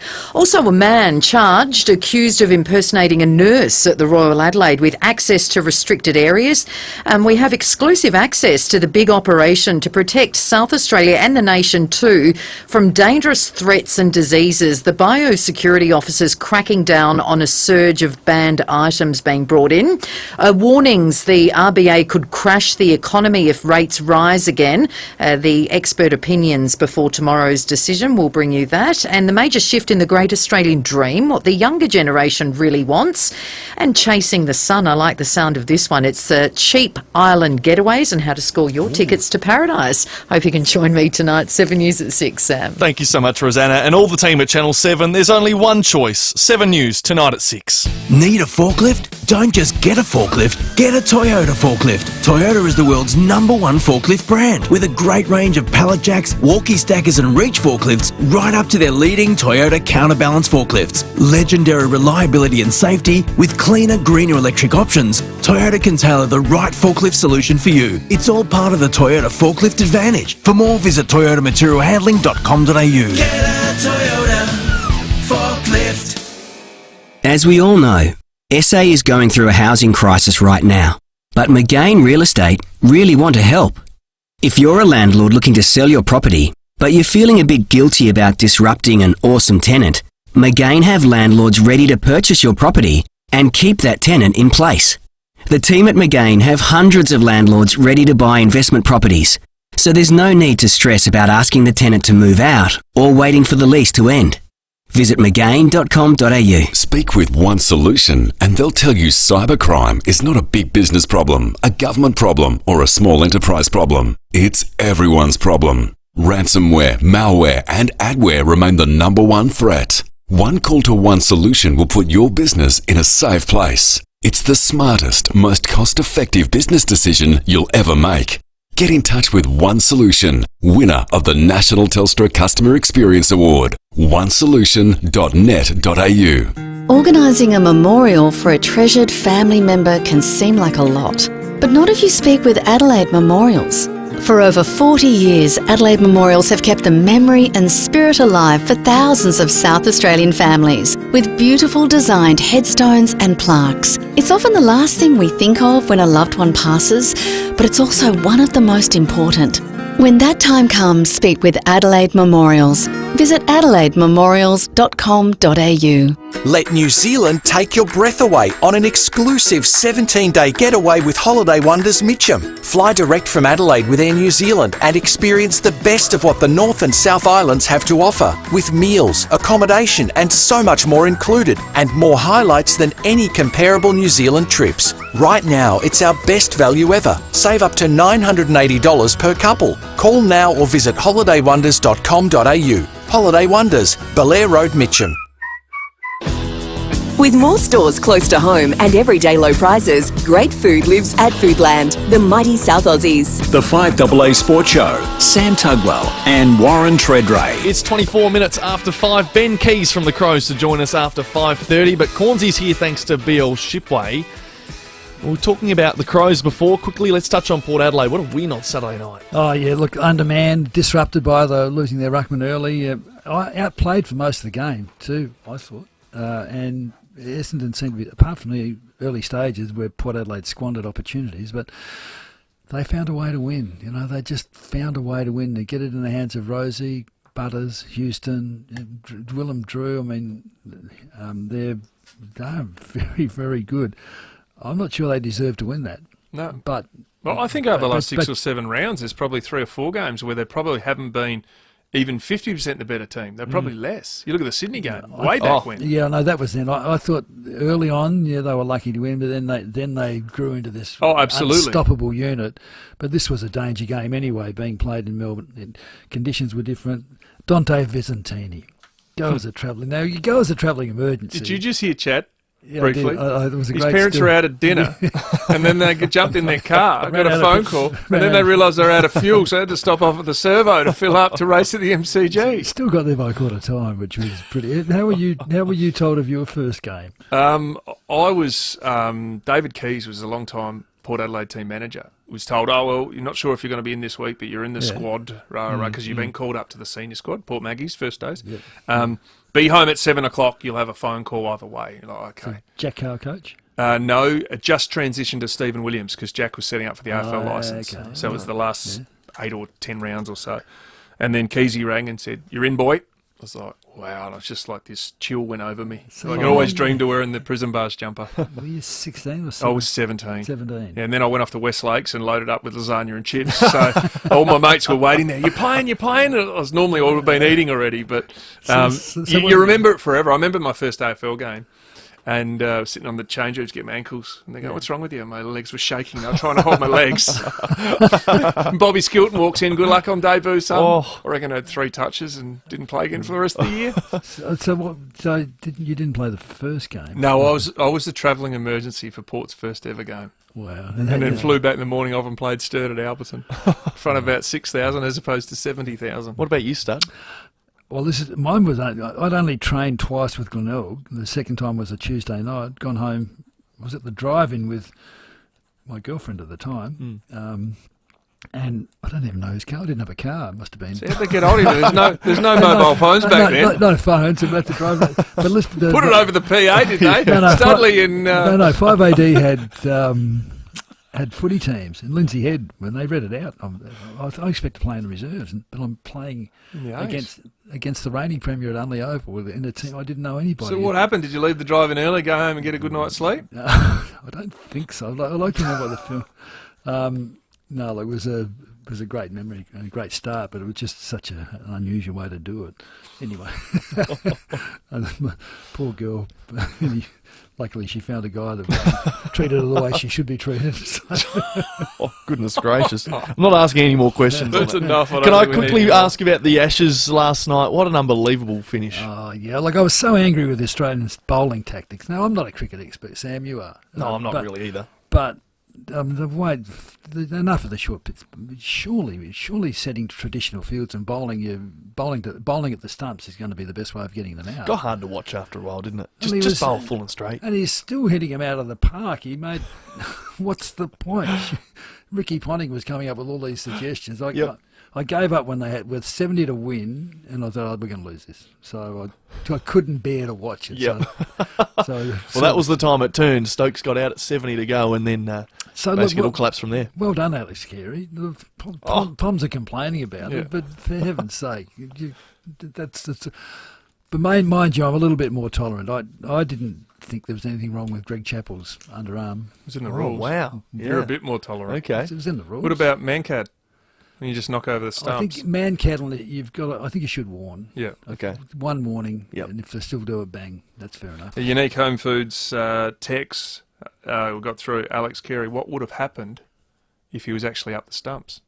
Best, they would never have left his Exactly, he wouldn't have gone. Yeah. But he did. Yeah. No, it's just a different perspective. You can be angry, and the Englishman can be angry. That's fine, but I think we'd probably be similar. What about the MCC old folk members? They've been suspended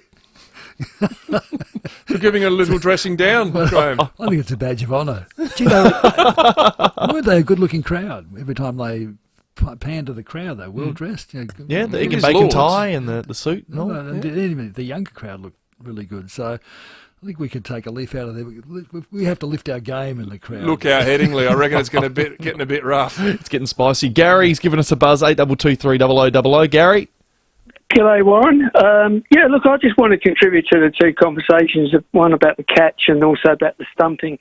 I'll start with Mitchell Stark's catch. It was legitimate that it was overruled. I mean, the third umpire was deemed to be correct because the decision in the rule book says that you have to have total control of the ball and also your body has to be stationary.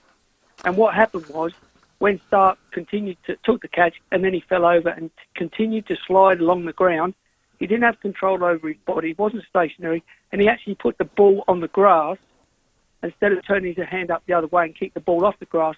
That would have been okay, but because he put the ball down on the grass and stood along, the ball would actually touch the ground before he was under full control. Gary, what if he threw the ball in the air before his hand touched the ground? That would have been a catch, wouldn't it? Probably, but under what happened, and Mark Taylor said, look, as much as we don't like it, he's a very well-respected Australian captain. He said, I have to agree with the third umpire. As the rule book is written, it's strictly correct. All right. Okay? Well, do you need to rewrite it then? Well, he said because he didn't really use the grass to keep the ball in his hand. No, he was landing. He was using it to stabilise himself. Yeah, to come to a stop. Yeah, and you're not allowed to do that because the ball's hit the ground and you're not in control. Gary, have you got an English accent? Well, that doesn't matter, does it? he's poking the bear, Gary. Gary, have you got an English accent? Oh, can you tell? I don't think so. No. So the other thing I'd like to say is that Mark Taylor's respected captain, he agreed with it. And what I'm just saying is I'm pointing out what the strict rule says. Now, they say they could appeal this decision, have it reviewed, maybe bring it up to date, make it a little bit less stringent, but at the moment that's what it stands at. Yeah. No, fair enough. No, we're not going to go to war over that because we won. Thanks, Gary. Well now, we are brought to you by BL Shipway. We are. David Shipway, one of the world's great guys, and BL Shipway, a South Australian institution looking after SA's hydraulic and pneumatic needs for over 70 years. If you can't get into their huge Richmond Road location, they'll send a Ryco 24/7 van to you. 70 years this week, this BL Shipway. Really? Operation. Happy birthday. So if you can't get into the Richmond Road location, very soon they're going to go to Morford Road. We keep teasing you on this. Week by week basis. We'll let you know when that happens. If you can't get into Richmond Road, they'll send a Ryco 24/7 van to you. BL Shipway. Excellent work, Stud. Thanks for having me, boys. We've come to the end, but we will see you next Monday. Very, very nice. Graham Corn's our guest. It is 28 minutes to 6. Ben Keys to join us after the 5:30 headlines. This is Adelaide's 5AA. Good evening, Mel Usher with the latest news headlines. A man has been arrested at Elizabeth this afternoon after allegedly assaulting a bus driver and 2 police officers. Economists say it's line ball as to whether the Reserve Bank will raise interest rates tomorrow. Indonesia's president touches down in Australia tonight. And in sport, another tennis major gets underway today. It's day 1 at Wimbledon. Now checking 5AA traffic. See any issue firsthand with AutoCam. Real-time video, direct to you from your Automasters technician. At Mawson Lakes, Carvey Motorcycle, Salisbury Highway near Elder Smith Road heading city-bound.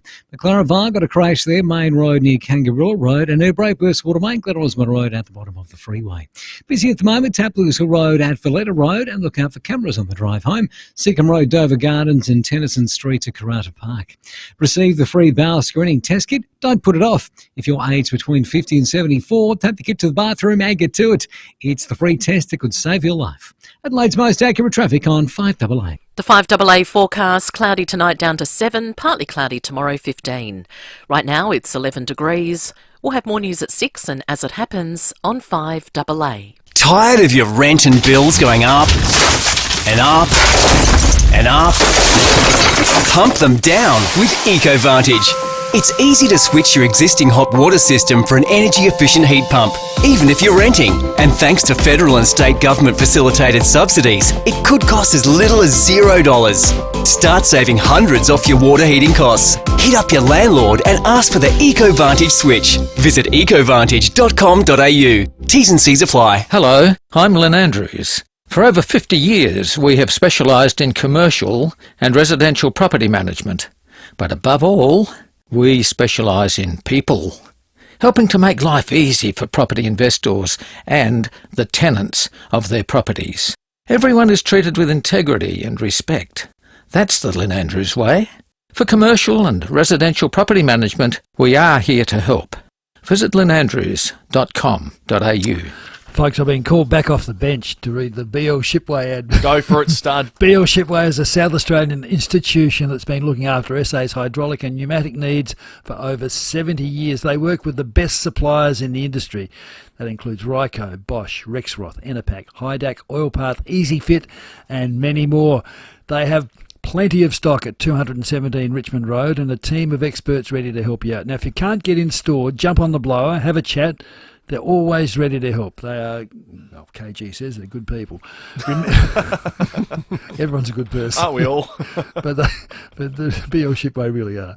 Remember, BL Shipway's state-of-the-art workshop. BL Shipway's state-of-the-art workshop will take care of your equipment servicing and repairs, or they'll send a Ryco 24/7 mobile hose repair van your way. So, support a great SA company when you need anything to do with hydraulics. BL Shipway is absolutely the place to go.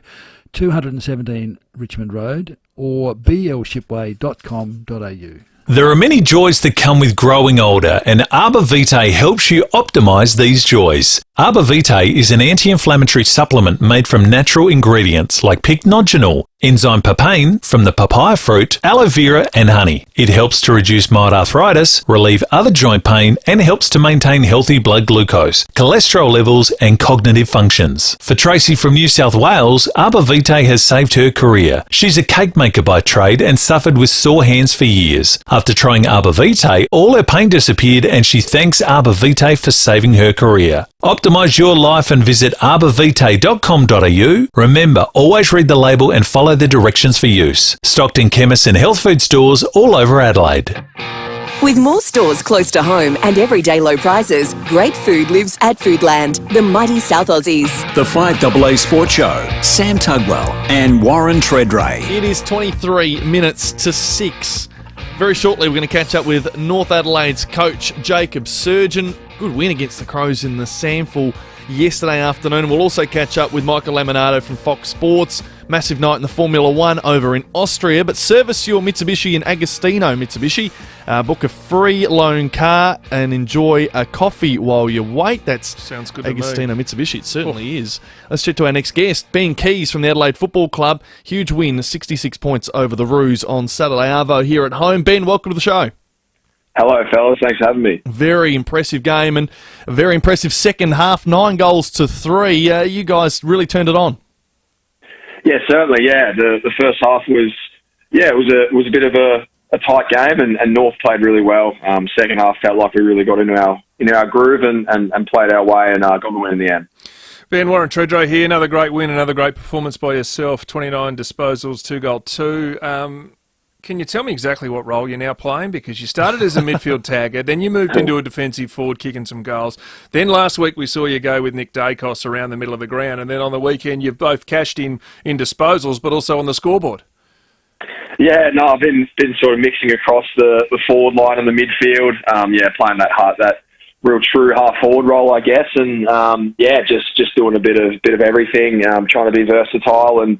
Yeah, when there's a role needed to be done, I seem to be the go-to guy at the moment. Apart from that, just trying to fill other spots that we have, and really play as that sort of a attacking midfield or half forward on the weekend. You boys got off to a fly kick, 7 goals to 4, but it got it pretty early on. It was almost very even in that second term, but then it was just foot on the throat type of stuff. What broke the game open most for you guys?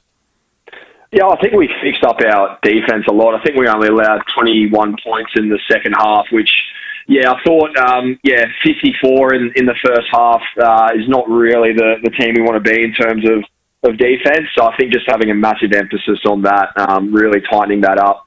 It just felt like a bit of basketball out there for a little while. It was just up and back and, we were trying to get forward really hard and fatiguing ourselves, and then we weren't able to get back, and North were really hanging around, kicking some good goals. So I think we just tightened that up, and then we're able to get into our game there. And of course, once you tighten up the defence, the other stuff seems to take care of itself, which is what happened. Now, the challenges awaits this week away to Essendon at Marvel. Essendon went ever so close to beating Port Adelaide. You boys would have to be on your game, particularly on their home deck.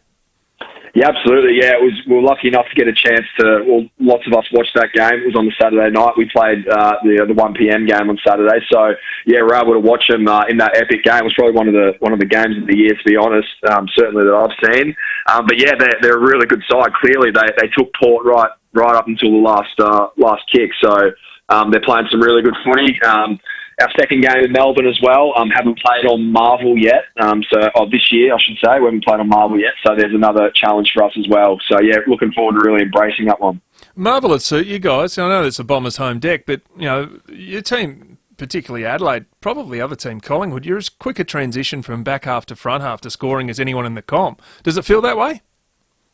Yeah, I think we've definitely tidied it up a bit over the last sort of couple of seasons. But yeah, we do not want to be that team that goes up and down and can score heavy, but also allows scores again. So we do really want to focus on the defensive side of things. So yeah, I think we've definitely worked on our transition over the journey. But yeah, we still want to be a really strong defensive outfit. So I'm sure that's going to be one of the focuses going in. Some of the people who want to focus in the media on away record versus home record. You got very close last time. Does that get discussed in the playing group or in your meetings at all?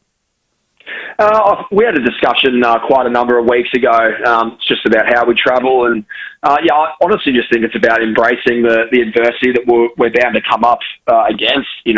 With Collingwood, they got a really big run on. I think they were up by 27 points or something at half time, and yeah, we just have to change it up and really embrace that and embrace the fight and the contest, and yeah, embrace the challenge. And I think that was really the shift with that game at the MCG compared to previous games.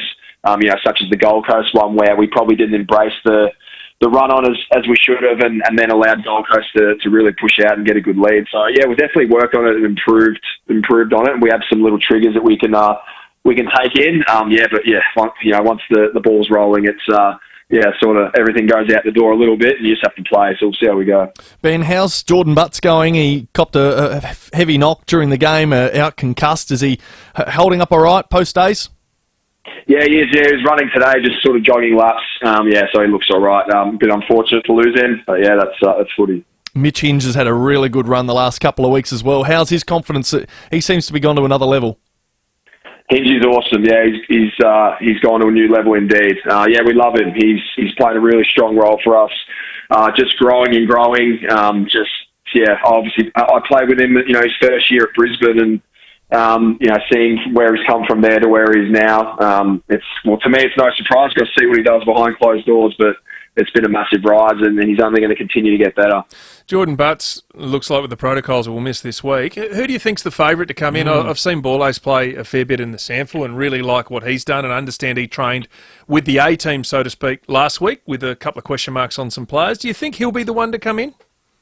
Yeah, I'm not too sure, to be honest. I think, Borlase and Keane are the two sort of, I guess, key defenders we have played in the sample, and they're both going really well at the moment. So, yeah, if they want to go tall, I think one of those guys is definitely, both of those guys have earned a debut, I think, with their form. It'll just be a decision for the coaches on which way they go. And then we do have some versatile players as well, like Worrell and Hinge, that can sort of play taller. But, yeah, I'll leave that up to the match committee. It's unfortunate. If one of the other debuts, I think one will be really disappointed and probably could deserve it, but we're that side now where we're squeezed for spots, and it's really hard to get in, which is obviously a positive thing. But yeah, it certainly keeps everyone hungry. On a lighter note, you haven't ripped off any pairs of glasses in the last couple of weeks? No, I haven't. No, it was an accident. I've stuck to my story there, but just trying to stay away from that stuff at the moment. No fines this week then, that's good. You're staying in the black, mate. Hey, best of luck coming up this weekend. Essendon, tough game over at Marvel. Enjoy the week, and hopefully another W on the way. Thanks, Ben.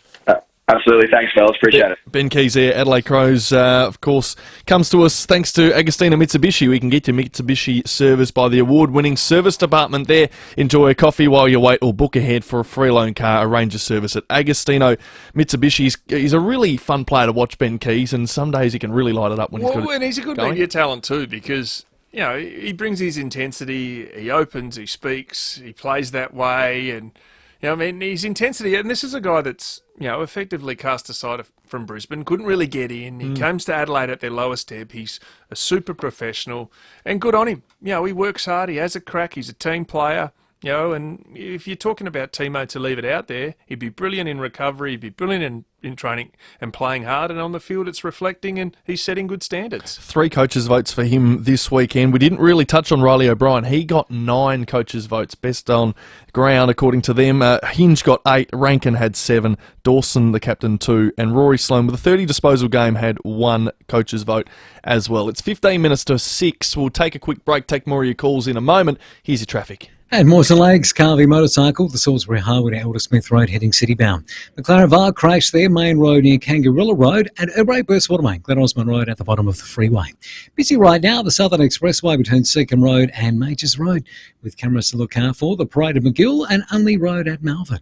The all-new Hyundai Kona is here, bigger and bolder. Book a test drive at your local Hyundai dealer to experience dynamic styling and cutting-edge tech. Adelaide's most accurate traffic on 5AA. He was a legend at both the Blues and the Bombers, and more recently called the shots in the Adelaide coaches box. Now, Scott Camporeale joins Rowie and Timmy G each Tuesday on the 5AA Sports Show, thanks to Unique Homestyle Foods, proudly baking for hundreds of South Australian businesses for 35 years. Greatness in the making. Great news for people on the move. Budget Car and Truck Rental have a new location, just north of the city at 354 North East Road, Clemzig. Open 7 days a week. So, if you're moving out or in, taking a load to the tip, or going on a big trip, you can do it all with Budget Car and Truck Rental. 7 metro locations, including their new site at Clemzig. Call 13 27 27. That's 13 27 27. If you need to fix your pipes, call Precise. Call Precise. If your toilet's blocking up, call Precise. Call Precise. If your lights aren't turning on, or your hot water is gone, or a plumber or an electrician, call Precise. Precise. Precise Plumbing and Electrical. Call 1300 700 200. That's 1300 700 200. Precise Plumbing and Electrical. Local and experienced trade specialists. Or a plumber or an electrician, call Precise. Call Precise. Now, some builders might look at a sloping block and think, geez, this is all getting a bit hard, but they may even tell you to look for a flat block. But that could cost you a lot more. But when Beechwood Homes look at a sloping block, all they can think of is all the incredible possibilities. Yeah, Beechwood Homes know how to make the most of a sloping block. In fact, they specialise in them. The team at Beechwood will design a home that works with the land that you have, taking full advantage of every square metre. So if you have a sloping block, or a sloping block is the only piece of land on offer in the area that you want to live in, go for it. Beechwood has your back. They definitely do. Life's good. It's even better in a Beechwood home. Google Beechwood Adelaide. As we all know, SA is going through a housing crisis right now, but McGain Real Estate really want to help. If you're a landlord looking to sell your property, but you're feeling a bit guilty about disrupting an awesome tenant, McGain have landlords ready to purchase your property and keep that tenant in place. The team at McGain have hundreds of landlords ready to buy investment properties, so there's no need to stress about asking the tenant to move out or waiting for the lease to end. Visit McGain.com.au. Is there a God? What is the meaning of life? Do I actually need unlimited data to watch a few cat videos on my commute? Cute. Question everything, especially your telco plan. Get the data you need at low prices with Aldi Mobile. One epic night, $1 million, countless lives saved. Samri's Bright Walk is back July 22. Yeah, it was amazing. What a way to spend a winter's night, and it all helps the Samri team to do their work. Well, it was a really long walk, but it was so worth it. Thanks to my sponsors. Samri's Bright Walk raises funds to cure disease and save lives at Adelaide's iconic cheese grater. Join the challenge and help create a brighter future. Register now at samribright.org.au. With more stores close to home and everyday low prices, great food lives at Foodland, the mighty South Aussies. The 5AA Sports Show, Sam Tugwell and Warren Tredrea. It is 11 minutes to 6. We'll catch up with Jacob Surgeon from North Adelaide very shortly, but we have tickets for you and 3 friends to head along to the Adelaide Beer and Barbecue Festival. Give us a call now, 8223 0055. Treaders, the Adelaide Beer and Barbecue Festival. Oh, yum. You can celebrate beers, barbecue and music. I don't think there's anything else you'd want to celebrate. You had me at beer and barbecue. You didn't need to say music. Done. July 14 to 16, Adelaide Showgrounds. Get your tickets. beerbarbecuefest.com.au. Lock me in. That sounds fantastic, doesn't it? All right, let's get to the calls. Tony at Mawson Lakes. How are you, mate? Yeah, good, Sam and Tredrea. I just want to talk about this phrase that Ben Stokes rolled out in the spirit of the game when he was having a shot at the Australians about the decision of young wicketkeeper to Bairstow. Yeah. So in the spirit of the game, let's just have a look at this. In the spirit of the game, Ben Stokes disallows Nathan Lyon a runner. That's in the spirit of the game. In the spirit of the game, Bairstow tries to run out the Marnus Labuschagne repeatedly in the first innings, but he can't hit the stumps, and our batsman's not stupid enough to get out of the crease. But that's in the spirit of the game. Yep. In the spirit of the game, the biggest hypocrite out there, Stuart Broad, in an earlier test match, takes one off the face of his bat to first slip, knowing he's done so when the Aussies appeal, but because the umpire doesn't give him out, he stands there. So that's in the spirit of the game. In the spirit of the game, English opening bat clearly walks to the side of the oval, watches the replay, and clearly sees Mitchell Starc take a clean catch well above the ground, but because it gets referred upstairs, rather than walking off, back on to continue his innings, because that's in the spirit of the game.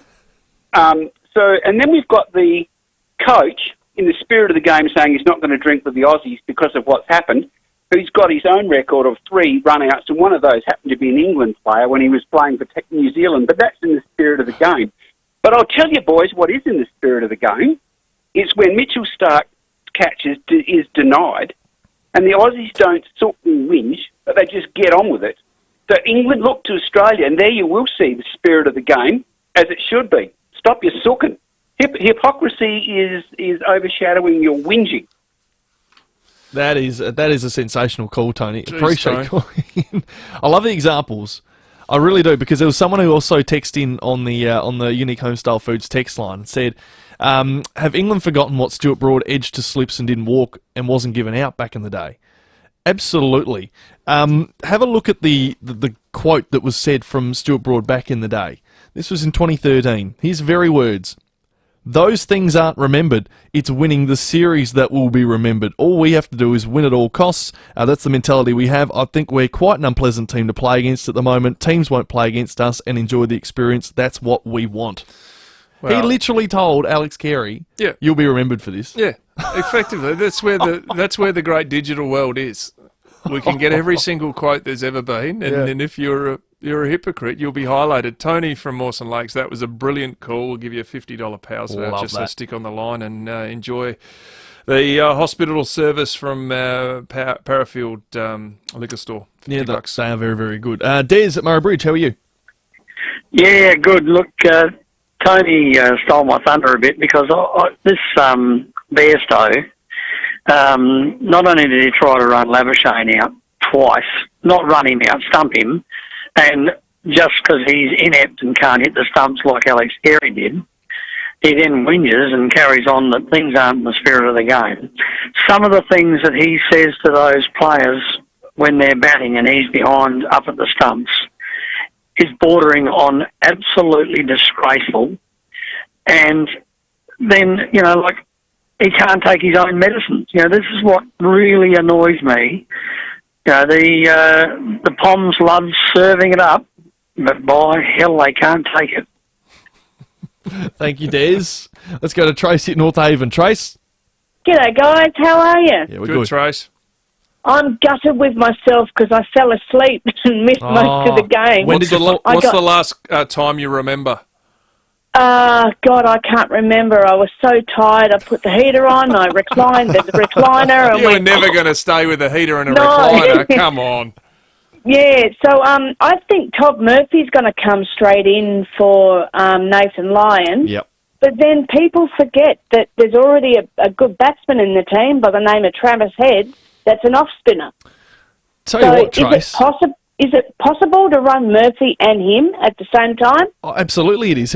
Travis Head won't be the sole spinner unless they actually choose to go with like a Boland to replace Lyon, which would seem ridiculous because the pitches have been pretty batsman friendly and you can't bowl paceman all day. But even if it is a green top, you've got Cam Green who's sitting there. That's right. He's effectively a fourth seamer or a force quick. But I was fascinated that the Aussies didn't use Travis Head at all yesterday. I thought they'd at least get him into the attack when things weren't quite going their way. Stokes was starting to light it up very early in the piece, maybe 150 Throw a few runs. up, you reckon? Just chuck a few in just to change it up, because they'd have the same thing for overs and overs and hours in a row.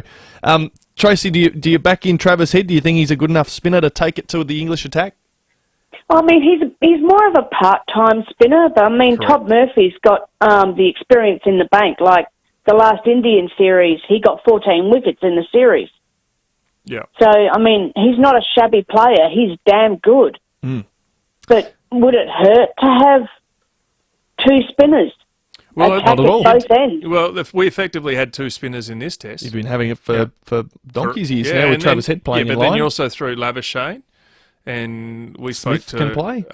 Greg Matthews Yeah. late last week, and he said he really likes Labuschagne. He also said, remember, Steve Smith, did he debut at number 8 batsman? Yeah, he did. Yeah, one of the greatest all-time batsmen in the world. Started as a spinner. Debuted as a spinner and batting at number 8. Yeah. So there is a lot of part-time options, Trace. I do agree with you there. Let's go to Vinny. How are you, Vinny?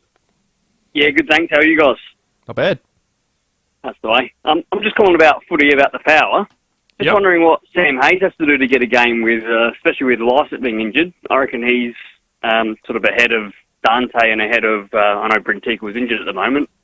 But yeah, it just seems like he's run over the cat at the club or something. Yeah, well, he had an opportunity a few years ago, I think, didn't he? Yeah, he did last year. He played 7 games. Yeah, and I know he's been dominating in terms of hit-outs, but probably Dante was maybe his form slightly in front. I've only seen the Magpies play once live, so maybe Dante's form is better at the moment. And Sam Hayes has had an opportunity, didn't really take that opportunity. Also, too. Is there a decision going to be made? Is he out of contract end of the year? I don't know. Sometimes you just invest in younger guys because they're the ones you probably have to prove to keep them around too, because part of that patience bit is for young forwards, young defenders, and young ruckmen particularly. They want to see that there's an opportunity coming. And clearly at Port Adelaide there's an opportunity coming because Lysett's near the end. Midway Park of the year where it was almost like his papers were stamped because his form didn't warrant him to be into the team. He was playing for the Maggies. But since then, he's come back in great form, but now, as Chad Corn says, he's got a bit of a knee problem, and that's why he pulled out before the bounce, moments before the game started last Saturday night. It'll be interesting crossroads they're at now, Treaders, which way they go, because we've seen them in the past go in without a ruckman entirely, and they've done the whole Finlayson-Dixon thing. And that worked pretty well last year, didn't it? And instead, you've still got, waiting in the wings, Sam Hayes, as Vinny's just suggested. You've got Vicentini, who played on the weekend, 2 hit-outs in about 2.5 quarters on his debut. You can imagine he wasn't quite prepared for that. And you've also got Bryn Teakle, who's currently injured. So you have got the ruckman there in the wings, but even with them there and ready and fit, Port Adelaide have gone to the Dixon-Finlayson formula before. And it's going to be interesting to see what they do this week, because very rarely you want to throw a kid into the fire, and clearly that happened late. And we didn't touch on this with Chad Corns, but I think I said last week, Rowie, I smell something going on, because you never name a ruckman as an emergency. So clearly they knew there was some doubt, whether that was just management or they knew that there was an acute issue. They did a fitness test pre-game. It didn't work out for Lysett. So that says to me they're always looking at him and potentially he would play. But it looks like as if what happened in the events, sort of how they rolled out on Saturday night, is that the decision was, it looks like he's going to be okay to play, and then last minute he pulled up sore. So I'd love to see him, because Lysett's out, play again this week. But you're coming up against Jarrett Wicks, and I know there was an incident whether he got bumped or not. I'm not sure if he bumped Taylor Adams from Collingwood. I haven't seen whether he got cited from the MRO. He shouldn't have, because effectively he ran into him. But what bigger opportunity than to take on probably one of the best ruckmen in the competition and skipper of the Suns in Jarrod Witts. Yeah, Jarrod Witts got a $3,000 fine, early plea 2000, so he won't get rubbed out. Well, all he was doing was blocking, effectively blocking Shepherd, and Taylor Adams ran into him. It's not his problem that Taylor Adams is half his size. Exactly right. $3,000 fine though, wow. 1 minute to 6, we'll take a break for the news. Jacob Surgeon to join us next.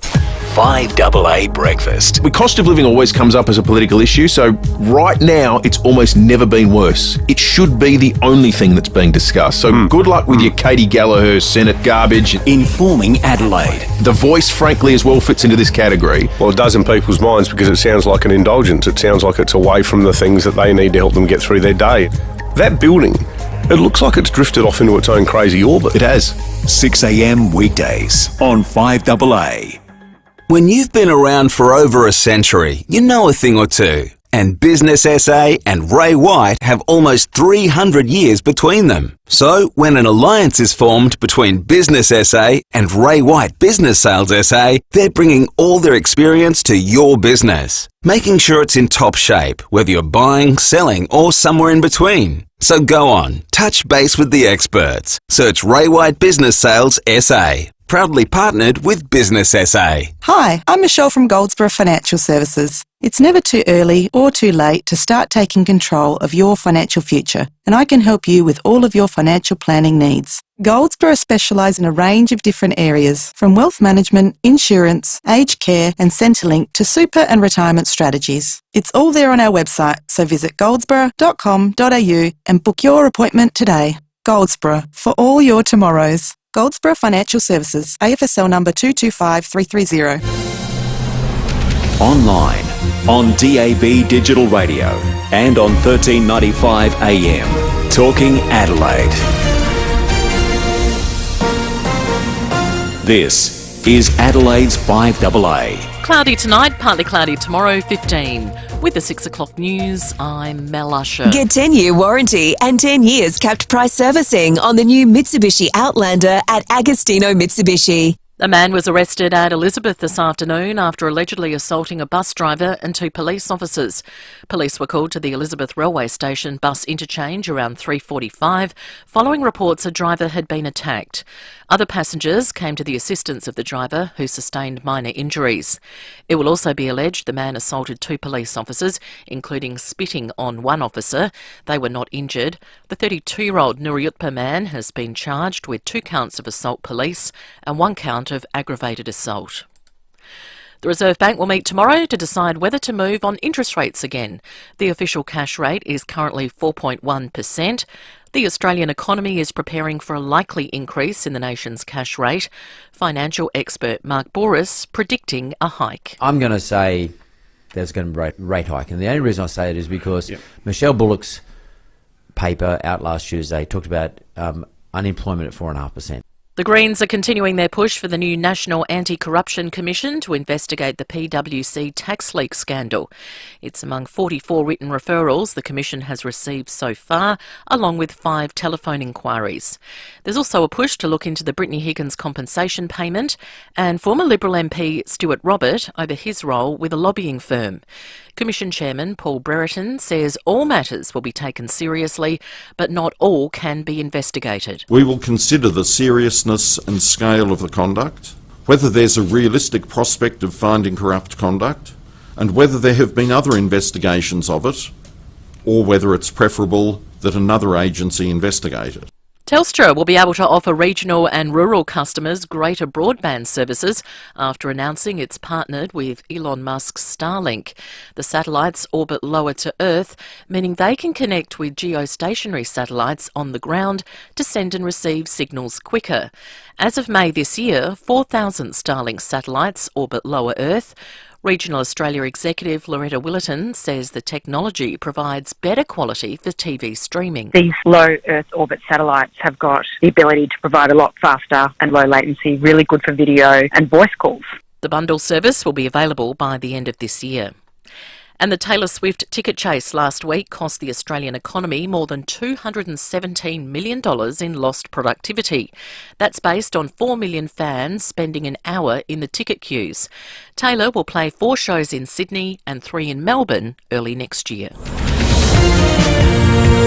Now turning to 5AA Sport. Meet Josh Rochelli and Zach Butters at Sports Card World's Trade Day on Sunday, July 16th in Regent Arcade. Nathan Lyon has officially been ruled out of the rest of the Ashes series due to a significant calf tear. The 3rd test starts Thursday at Headingley. Well, the Crows are working out how they'll replace the injured Jordan Butts for Sunday's trip to tackle Essendon. Assistant coach Nathan Van Berlo says Mark Keane and James Borlase are in the mix. One's Irish and one's Egyptian, so there's a bit of difference between the 2 of them, but they've both got unique skill sets. They're both big, strong boys and have developed really well over the last, particularly James, over the last few years with us, and we've known Mark's been in the system previously with Collingwood. Both got a different skill set that helps out in different ways. Wimbledon starts tonight, but without Nick Kyrgios. Last year's finalist was determined to play despite spending 7 months out with a knee injury, but has succumbed to a wrist issue. Tennis great Pat Rafter says it's been a disappointing year for Kyrgios. He hasn't played a lot. He's been in Europe for now over a month, and he's played one match, I think. And that's the problem when you do come back after injuries. Quite often you'll find something else will pop up. That's sport. Now checking 5AA traffic. See any issue firsthand with AutoCam. Real-time video, direct to you from your Automasters technician. At Mawson Lakes, look out for a car with motorcycle. Salisbury Highway near Elder Smith Road heading city-bound. At Brayburs, Watermain, Glen Osmond Road at the bottom of the freeway. Busy, McIntyre Road at Mill Road, and we're slow for works at the moment at Woodville Road near Bower Street. Cameras on the drive home, Main North Road, Medindi, and Raglan Avenue at Edwardstown. Mo Destinations, Mo Fun. Flight Centres round the world experts have a knack for making tricky booking stress-free. Call a Flight Centre round the world expert on 1300 550 416. Adelaide's most accurate traffic on 5AA. Now the 5AA forecast. Get the Toyota Forklift Advantage. Visit toyotamaterialhandling.com.au. Cloudy tonight down to 7, partly cloudy tomorrow to 15, a late shower or two Wednesday 17, showers on Thursday back to 15. Right now it's 11. Now let's hear what's happening on 9 News tonight. Exclusive. The SA man caught on camera appearing to force a child to vape, but why he might not be charged. The Ashes turn ugly. We're live to Lords. Adelaide's Alex Carey in the eye of the storm. The expert predictions on tomorrow's interest rates decision. And a child safety alert. Why puffer jackets and car seats could be a deadly mix. I'm Brenton Ranglis. The full story on 9 News, happening now. Speak with One Solution and they'll tell you cybercrime is not a big business problem, a government problem, or a small enterprise problem. It's everyone's problem. Ransomware, malware, and adware remain the #1 threat. One call to One Solution will put your business in a safe place. It's the smartest, most cost-effective business decision you'll ever make. Get in touch with One Solution, winner of the National Telstra Customer Experience Award. onesolution.net.au. G'day everyone, Cornsey here. Now, I know a great team and I see one, and the South Australian hydraulic team I rate the highest is BL Shipway. I've known them for a long time. David Shipway is one of the best blokes you'll ever meet. BL Shipway, they've been looking after your hydraulic and pneumatic needs since 1953 with brands like Ryco, Rexroth, Enerpac, Hydac, Oilpath, EasyFit and many more. And if you can't get to them, they'll send a Ryco 24/7 van to you anytime, anywhere. blshipway.com.au. A South Australian team you can count on. What are you doing? Sorry, what? You're meant to be cleaning up the garden with the blower vac. I did! Look, the garden is spotless. But what are you doing now? Your hand washing on the line. Yes, all my work outfits. And I'm helping dry them by giving them a bit of a burst! Can you not help, hun? Stanford Mowers for blower vacs that probably aren't clothes dryers. 590 Main North Road, Jeps Cross. stanfordmowers.com.au. How far would you go for your dream kitchen? And how far would you go to get 25% off? How about 15 minutes up the freeway to Balhanna Kitchens by Design? To the largest showroom in the Adelaide Hills. Custom build your dream with our award-winning designers. And get 25% off your cabinets with laminate bench tops. For a limited time, of course. Balhanna Kitchens by Design. It's not too far to go to make your dream a reality. balhannakitchens.com.au. With more stores close to home and everyday low prices, great food lives at Foodland, the mighty South Aussies. The 5AA Sports Show, Sam Tugwell and Warren Tredrea. 8 minutes after 6. We'll talk some Formula One very shortly with Michael Laminato from Fox Sports, and we'll catch up with Jacob Surgeon in a few moments' time from the Roosters. Some news coming out of Port Adelaide and the Crows in the last 5 to 10 minutes while we've been gone. Good news for Adelaide fans.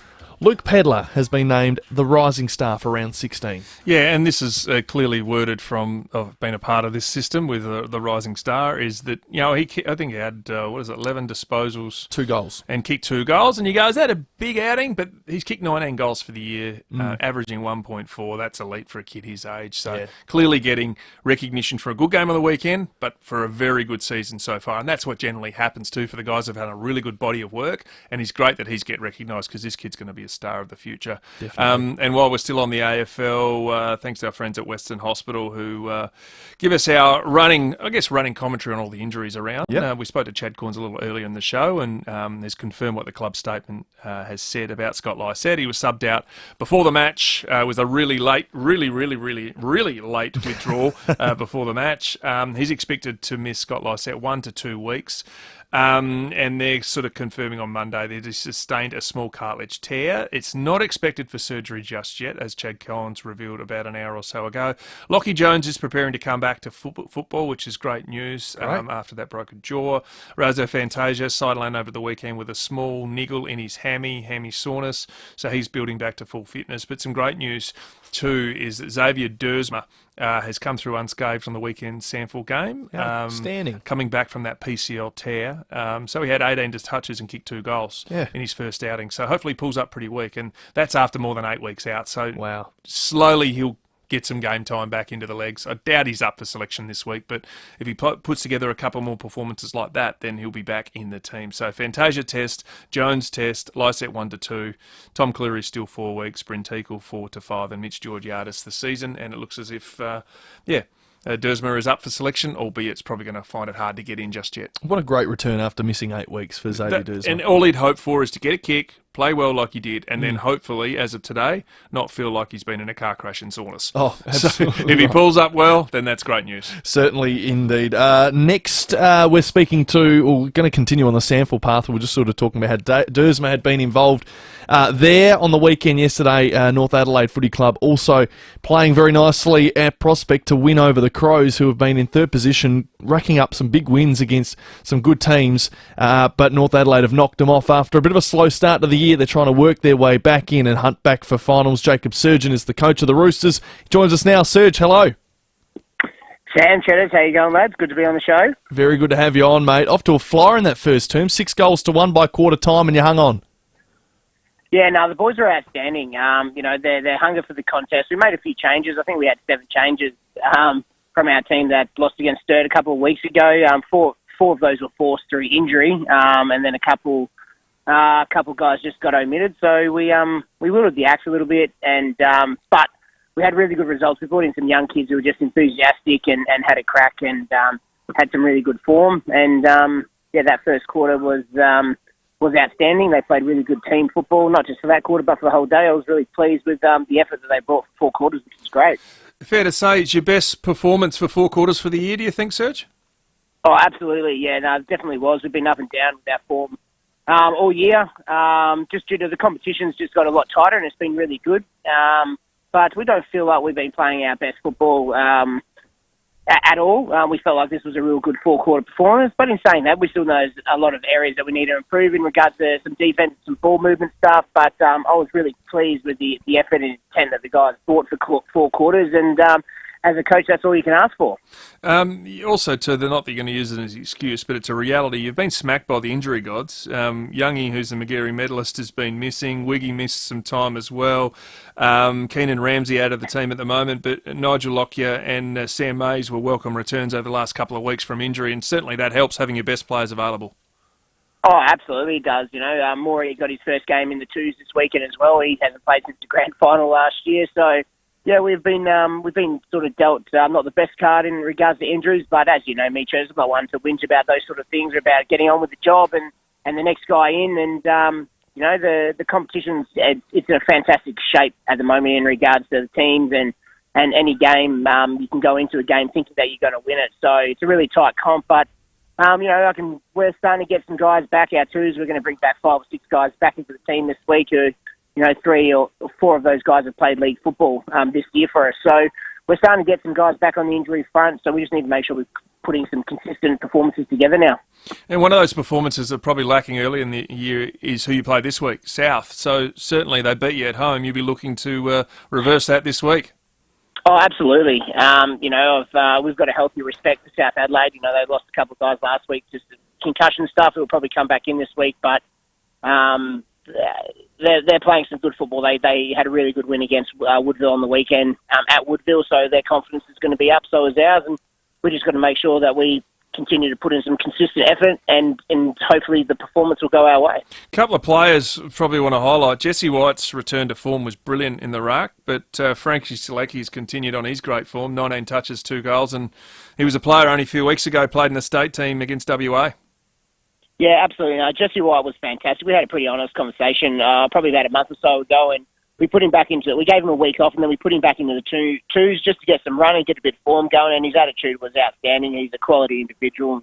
You know, one person that we're really lucky to have at the club. You know, his performance against Strawn on the weekend, who's, you know, a quality ruckman, especially at this level, was outstanding. But along with the other boys as well, you know, Sam Mays came in and had a real impact for us. And like you said, Frankie Zekler is just playing his role on the wing, and his work rate and his ability to use the ball is first class, and one thing that we really value. Now, there's a rumour going around that Sam Mays has got into Warren Tredrea's locker and stolen one of my gloves from yesteryear. Is that true? That is 100% true, because you gave it to him, because I messaged you when you first about giving him one of the gloves. So, hey, come on, play along for the theatre, Serge. You knew I only wore left when I played, and I had a lot of spare right ones, which he broke his hand with. Yeah, no, you did, and that's why I thought I'd ask. But no, he was. No, we're very thankful that you gave him that glove, mate. So he was loving it. He's telling everyone that it was the glove where I think you kicked 5 or 6 against one of the teams at Amy Stadium back in the day. So. kids are driving home going. Kids are with their parents going, "What's Amy Stadium? What happened there?" Yeah, I know. I feel like a dinosaur now. There's not even an oval there anymore. Play there. How are you enjoying having the great Warren Gary working along with you in the last few months? He hasn't seen me for a couple of weeks because I'm filling in here. Mate. Yeah, well, I'd rather you be there because your coaching stuff's not very good. But it's been great. You know, I think after all the drama that's probably happened in the last 2 years, you know, me and Tredera's are really good mates, and we had some really good conversations. I wanted him to come last year, but he had a few things on, and that didn't come to fruition in regards to the Port Adelaide board and stuff like that, and that sort of happened. And I was really pushing Warren to want to do that role because I thought he would have been exceptional at it. But luck's of fortune, that didn't come off, and you know, we had a conversation. I said, mate, why don't you just come out to a footy club, come out to the Roosters, do some specialist coaching with our forwards, but then also with our defenders in regards to how you defend a forward in this position and all that sort of stuff. And he's been outstanding. He's really bought into the culture that we provide and that we do here at North Adelaide. And, you know, everyone wants to be part of a football club or part of something. And, you know, the boys love having him around. He's got I've said to a lot of people, if Tredera's wanted to go into coaching and coach his own team, he could do it very easily. He's got a great football brain, and, you know, we're really lucky to have him here at the club. Keep going, Serge. I really like what I'm hearing, but Tuggers is telling me to wind it up, so we're running out of time. Serge, appreciate it. I'll just wait for that $5,000 to come in. There you go. That little blank check. Appreciate your time, Serge. You've been a superstar, mate, and the push towards final continues, so best of luck. Thanks, guys. Thanks for having me on the show. Appreciate it. There you go. Serge is a very good coach in his own right, and North, they're surging, pardon the pun, on their way through to the 5 at the moment. They're 5 and 6. Yeah, and they had a difficult start. You know, they got hit. You know, and you talk about your depth of your AFL teams, the Sample clubs are even more exposed to it because they've probably got 10 regulars who are your mainstay best performers. And if you lose 4 or 5 at once, it just shows how close it is. You know, they got belted by Adelaide early in the year, and then they've returned it and won on the weekend. So it was a really good performance. But yeah, they're chasing a number of teams, particularly Glenelg, are on fire at the moment. Oh, flying again. They're 10-1 now. They've overlapped the Double Blues, who are now 9-2. They lost to Nord yesterday in a bit of a shock. Nord are now won 3 in a row. Well, that's the thing. Nord didn't. They were 0-8. Yeah. And they're the reigning premiers, so they're a proud club. They're a successful club of recently, and it just proves that the 2 grand finalists, it hasn't gone their own way this year, but they are coming with a wet sail. No, they certainly are. Port Adelaide fans, we've made you wait long enough. Port Adelaide have done it again! You know what that means? 8223 0055. Call in. Is this the locker room experience? Do you want to get to the locker room this weekend? Can I take a week off calling and just go into the locker room? Don't know how that's going to go down with the boss. Call now, 8223 0055. David and Will invite you into the studio every morning with 5AA's live video stream of The Breakfast Show. Thanks to Foodland. With more stores close to home and everyday low prices, great food lives at Foodland, the mighty South Aussies. When flying for business with Virgin Australia, you earn points fast, which means your work trips could land you a holiday even sooner. And with over 500 international destinations to redeem your points on, all that's left will be crafting the perfect out-of-office message. Discover better value business travel at virginaustralia.com/corporate. Velocity membership terms and conditions apply. Today I'm talking to Tracy, who's one of Arbor Vitae's many happy customers. Hi. Hello, Lee. When did you start taking Arbor Vitae and what for? I'm a cake maker by trade and suffered with sore hands for years, which is a common issue for my fellow bakers. A friend suggested I tried Arbor Vitae and I can't believe how well it's worked for me. What benefits have you noticed from Arbor Vitae? It's like a magic potion. I'm able to work with no pain. No stretch of the truth. It's worked so well for me. Are you happy to recommend Arbor Vitae? And what would you tell our listeners about this product? Absolutely. And I'd say to them that I felt my pain reside after the second bottle. So if you do try it and don't feel any changes from the first bottle, stick with it. It's also got a great berry-like flavour, which makes it easy to consume. It's wonderful to hear how much of a positive impact it has had on your life. Thank you for your time, Tracy. Remember, for more information, visit arborvitae.com.au. And remember, always read the label and follow the directions for use. Stocked in chemists and health food stores all over Adelaide. How easily could you save hundreds off your energy bills? That easy. Switch out your gas or electric hot water system for an energy-efficient heat pump with EcoVantage. Then sit back and save up to 70% on your water heating costs. And get it supplied and installed for as little as $0, thanks to government-facilitated subsidies. Yep, new hot water system from $0 that saves you hundreds. Pump your energy bills down with ecovantage.com.au. This month, all kids 14 and under get to go to the footy for free. What about that? That's all games between rounds 16 and 19 of the 2023 Toyota AFL Premiership season. From selfies to screamers and tasty treats. Spectacular! Make it an awesome day for the family with a day out at the footy. Kids go free rounds 16 to 19. Boy, oh boy, wow-wee! Go to afl.com.au/kidsmonth. Terms and conditions apply, subject to capacity and availability. Every 2 years, if you're aged 50 to 74, you'll get a blue and white package from the National Bowel Cancer Screening Program. It's your free bowel screening test kit, and it could save your life. Here's what to do. Take it to the bathroom and put it right where you can see it. Not in a drawer, but on the bench top or on the toilet seat or in the middle of the floor. So the next time you have to go, you'll remember to use it. Please don't put off the chance to save your life. Get to it. Visit bowelcancer.org.au for more information. With more stores close to home and everyday low prices, great food lives at Foodland, the mighty South Aussies. The 5AA Sports Show, Sam Tugwell and Warren Tredrea. Yeah, welcome back. Well, last night lots of us Treaders were staying up watching the cricket, of course, but if you weren't watching the Ashes... You were flicking channels. That's what you were doing. Balancing between what was an awesome race once again out in Austria for the Formula One, and our next guest is thanks to Parafield Airport Liquor, home of the hardest to find wines, beers and spirits. Life is better with your pals. Michael Laminato from Fox Sports is their F1 reporter. He joins us on the show. Michael, welcome. G'day, guys. Picture-in-picture is the other thing I'm brought to you by with the Ashes and F1 altogether, I think. That was the trick. What were you trying? Were you doing your best? Were you trying to keep an eye on the cricket at the same time? Yeah, I had a little window on my laptop up and running, so I think I got the best of both worlds. Very nice. Well, look, the Max Verstappen dominance continues, doesn't it? Yeah, it does, and this was another massive flex from him, really. Not only did he have an almost half-minute victory margin, and he did lose the lead early in the race, it was just sort of a strategy thing, but it just goes to emphasise how much speed he had. But he was so comfortable and confident, he even made a pit stop on the second last lap for soft tyres to take the bonus point for fastest lap. Now, normally that doesn't happen from the lead because the risk of a pit stop is pretty large, but it just sort of speaks to the level that he and Red Bull Racing are operating on. They look, and I feel like we could have said this any time in the last 2 months, pretty much unbeatable at this point. Yeah, well, you mentioned that unbeatable. It just so happens that the Austrian Grand Prix in the Red Bull Ring, so it didn't really make sense for Karma to get you, did it, on the final lap when you have to do that pit stop? You're always going to win on your home Grand Prix, surely.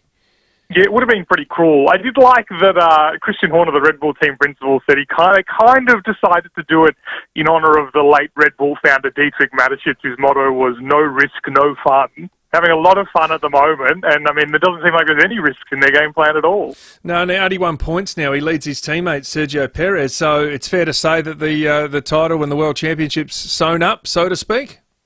It's certainly going in that direction. I mean, you can't technically say it's sewn up. Anything can happen. But, I mean, 81 points is 3 clear Grand Prix victories, more, in fact, than that. If Max Verstappen were to retire from all 3 races before the mid-season break, he'd still emerge on the other side with the championship lead just about intact. So it would take an incredible run of bad luck or a absolutely remarkable turnaround from Sergio Perez to undo this one. But it just, again, speaks to Max Verstappen finding this extra level this year as now a 2-time and surely soon to be 3-time champion. Yeah, and you mentioned Sergio Perez, his teammate, he finished 3rd. Charles Leclerc, he was the only one in the Ferrari that decided to split them and probably was the only one really that competitive, was he? In the first end of the race, it looked briefly like maybe Ferrari could actually challenge here. They won. This is, in fact, decided their last victory all the way last year. It's been 12 months now since they've topped the top step of the podium. And it is an improved showing from Ferrari because the car's been really, to be honest, a little bit of a dog for most of this year. It's been chewing through its tyres, had terrible race pace, quick in qualifying, but really awful on Sunday. This weekend, though, good on both days. Almost got pole from Max Verstappen. And then in the race, at least was consistently competitive. Now, while it was still a pretty dominant performance from Max, on some other tracks where, for example, the Red Bull car doesn't have as massive an advantage, slower tracks, street tracks, for example, Ferrari might now be thinking, if circumstances can come its way, it might be in the frame to pinch a lucky win, whereas in the first 8 rounds of this year, they weren't even close. So there's at least a little bit of optimism for Formula One's oldest team. And then, of course, the game's going to quickly turn into what they can turn this into next season. If they can be on the right track now, maybe next year it can come back to them. Yeah, you were talking before about Sergio Perez and his relationship, I suppose, with Max Verstappen. It got a little fiery during the Saturday sessions around the sprint, didn't it? Can you walk us through how that played out? Yeah, so Sergio Perez started from the front row alongside the pole getter for the sprint race anyway, Max Verstappen, and really wanted to make the most of it. Now, Perez has had a pretty bad run of form for the last month, really. He's been off the podium 3 weekends in a row. He hasn't even qualified in the top 10 out of 9 times this year, so more than half. And he's in easily the fastest car on the grid. He was absolutely determined this weekend to turn that around. Raced Max really, really hard. Pushed him to the side of the track in wet conditions. They were on wet tyres on the way up the hill, and that could have been a pretty big disaster. And then Max sort of gave him a little bit of that back to him in turns 3 and 4, got his elbow out, tried to push him off the track, and eventually won that sprint. Now, they were seen afterwards kind of arguing with each other about the merits of this, and they sort of played the team game afterwards, saying they put it behind them and it was all okay. It's not that they don't get along. They get along perfectly fine for teammates. But really what this speaks to is that there's a real awareness that the power imbalance in the team is pretty great. You know, Max Verstappen runs this team. The team loves him as their central character. It's not that they disadvantage Sergio Perez, but he's clearly there as the other driver. And on circumstances like this where he kind of wants to make a mark and can't pull it off, it's always going to kind of look a little bit messy and feel a little bit disappointing there, and that's something that Red Bull needs to manage if Sergio Perez can kind of fight back in this championship. Even if he's not actually going to win it, the fact that he could be taking wins off Max itself kind of becomes a flashpoint because it's not the way it's meant to be in the team. So it was another interesting glimpse of that. We've had very few this year because Perez has been so off the pace for most of the season. But if he can turn it around, it could give us some interesting wins. And it wouldn't be F1s without 2 teammates bashing heads back to the old Senna and Alain Prost days where they were teammates, but they were anything but. Well, that's it. And you've got to consider as well, when Red Bull's so far ahead, if Perez can, like he was at the start of the year, to be fair, roughly be in the vicinity of Max Verstappen, they are their only rivals. There's no one else for them to race except each other, which adds an intensity to things. You know, it's different for when there's 2 or 3 teams in it because then you kind of direct your aggro to wherever it is happening on the day. But they only have each other to measure themselves against. So whenever they do come together on the track, it's always guaranteed to be fiery. Well, you mentioned the top 3, they were set. Obviously, Verstappen first, Leclerc second, Perez third. But then it looked as if there was a protest by Aston Martin, which was upheld by the stewards, and all of a sudden, whoever finished 4th, that was Carlos Sainz, he was flicked to 6th. McLaren's Lando Norris and Aston Martin's Fernando Alonso moved in the other direction from 4th and 5th, respectively. So there was time penalties handed out to everyone. There were so many penalties this weekend. It's something the sport really needs to consider for next year's race. It's particular to this track. The Red Bull Ring has this last corner that really tempts drivers to run wide off the road, and this happened more than 1,200 times, the FIA said, after the race, which is a remarkable number of times. It's why it took 4.5 hours after the end of the race for that classification you mentioned to come out, because to go through all of them takes a lot of time. There have been various solutions mooted for this, like a gravel trap some drivers want, but that doesn't work for MotoGP, which races there because it's not safe. Talking about maybe different curbs or potentially just scrapping the rule about running off the track completely, but then it's kind of open slather to cut corners and things like that. So it really got quite messy. As you said, it changed the order just below the podium. Thankfully, it didn't affect the podium order because that would have just made everyone look quite silly. But at the end of this weekend, with so many drivers penalised, it's clear something has to change. It's easy to kind of say, well, just keep it within the white lines. But like I was saying, more than 1,200 examples, clearly there's got to be a compromise reached. I think it does seem like it's getting to that point. Can we just quickly speak about change briefly there? Daniel Ricciardo's been the talk of the town for, I suppose, most of this year not being in Formula One, but there's a big push this month around how he could potentially forge his way back into Formula One. How likely do you think it is? It feels a little bit on a knife edge at the moment. There's clearly a willingness on his part now to consider coming back with the AlphaTauri team, which is Red Bull's sister team. It's the team he joined. It was originally known as Toro Rosso. He joined that, then ended up at Red Bull, where Nick de Vries, the Dutch rookie this year, is really under pressure. He's had a pretty poor start to life as a full-time F1 driver, and he's kind of been given a variety of ultimatums, and reportedly, if it's not by the end of this mid-season break, the next 4 races that he turns it around, he could be chopped as soon as this year or the end of this year. The problem is that team's kind of designed to bring in young drivers, as Daniel was when he joined it. And Red Bull has this great Kiwi driver who's currently racing in Japan, who's in contention for that title there, which is pretty rare for a driver who's not from Japan. He's rated pretty highly. So it's going to be a bit of a toss-up if that seat becomes available, of course, between Daniel, who's an established hand, we know what he's capable of, and the young gun, who sort of, by rights, deserves to have a shot at Formula One.